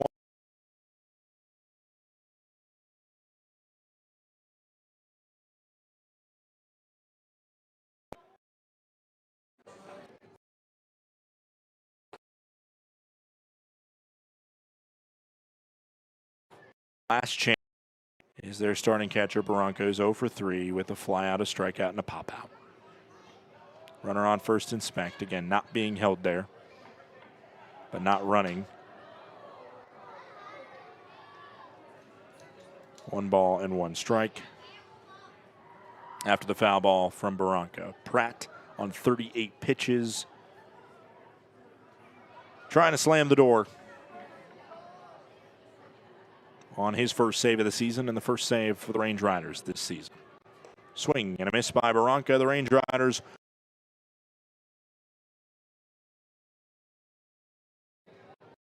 in a convincing win over a cross-state foe. 1 ball, 2 strikes, 2 outs, bottom of the 9th. Pratt fires home, swing and a miss, and the Range Riders win. Save. Win. Plenty around the offensive side of things. And the Range Riders start their campaign victorious. We'll take a quick break, and when we come back, we will wrap up this broadcast on the post-game show and talk about how they did it. And there's a lot of different ways they did it. We'll be right back to talk about this contest just a little bit more. Don't go anywhere. Range Riders win 14-2.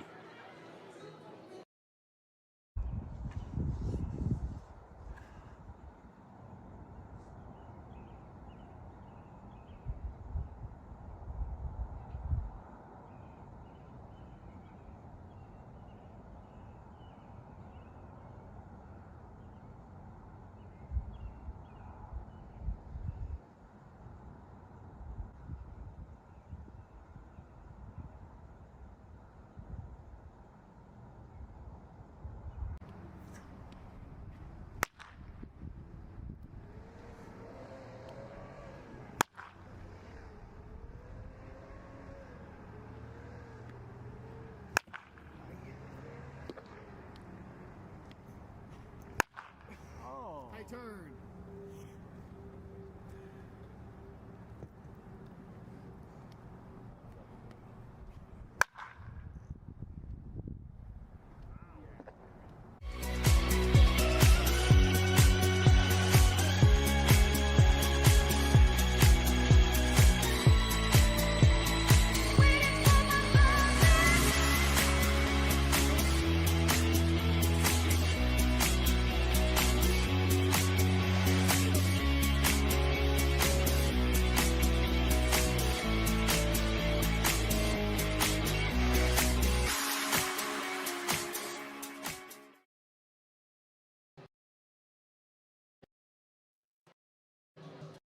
Back, the Glacier Range Riders with a big 14-2 victory over the Great Falls Voyagers. Let's real quick go over the box score in terms of how they did it. I already mentioned, but it was Jonah Giblin, 5 2/3 innings pitched, no earned runs, 3 strikeouts and 2 walks. Would love to get the strikeout number higher, but they will certainly take a convincing victory.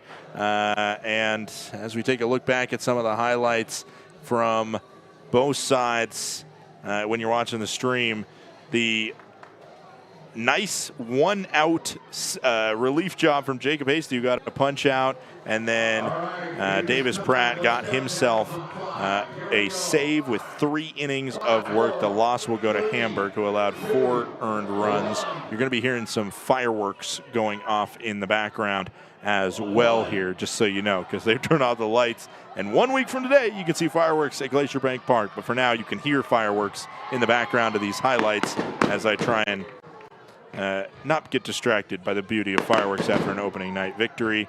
In general, the Range Riders from start to finish look absolutely dominating. The offense 1 through 9 contributed in some way. Look at that beautiful throw by the Range Riders catcher in Donovan Ratfield. That was one of many phenomenal defensive plays. And home runs by Carson Garner as well as J.D. McLaughlin. Rover had his double earlier in the contest. That home run by Garner, though, that really felt like it was a specific nail in the coffin. As you see, ring around the rosy of the base paths for the Glacier Range Riders. A marvelous victory here in Great Falls. And you can tune in. We'll get the highlights all posted so you can watch them back, as well as a post-game recap on the website that you can read through. There's just so much to go over, and that is the great fun about winning a game as big as we have won it here tonight. Glacier Range Riders, an impressive victory. We'll come back, we'll read through the scores around the league, and send you on your merry way on this Tuesday afternoon. Range Riders, a big victory here to the tune of 14-2 over the Great Falls Voyagers.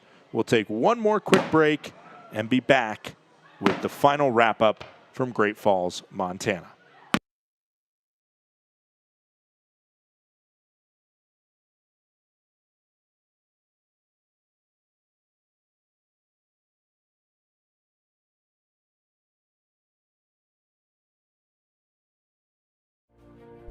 Need a space that offers both a place to dine and an area to mingle in style? Book the Hideaway and Corner Suite at Glacier Bank Park. You and up to 50 guests will enjoy full catering services in the Hideaway, and incredible mountain views and comfortable furnishings in the luxury Corner Suite. This versatile combination offers a space to dine and a place to relax, creating the perfect arrangement for guests looking to mingle, network, and celebrate. Book your office party today at glacierbankpark.com.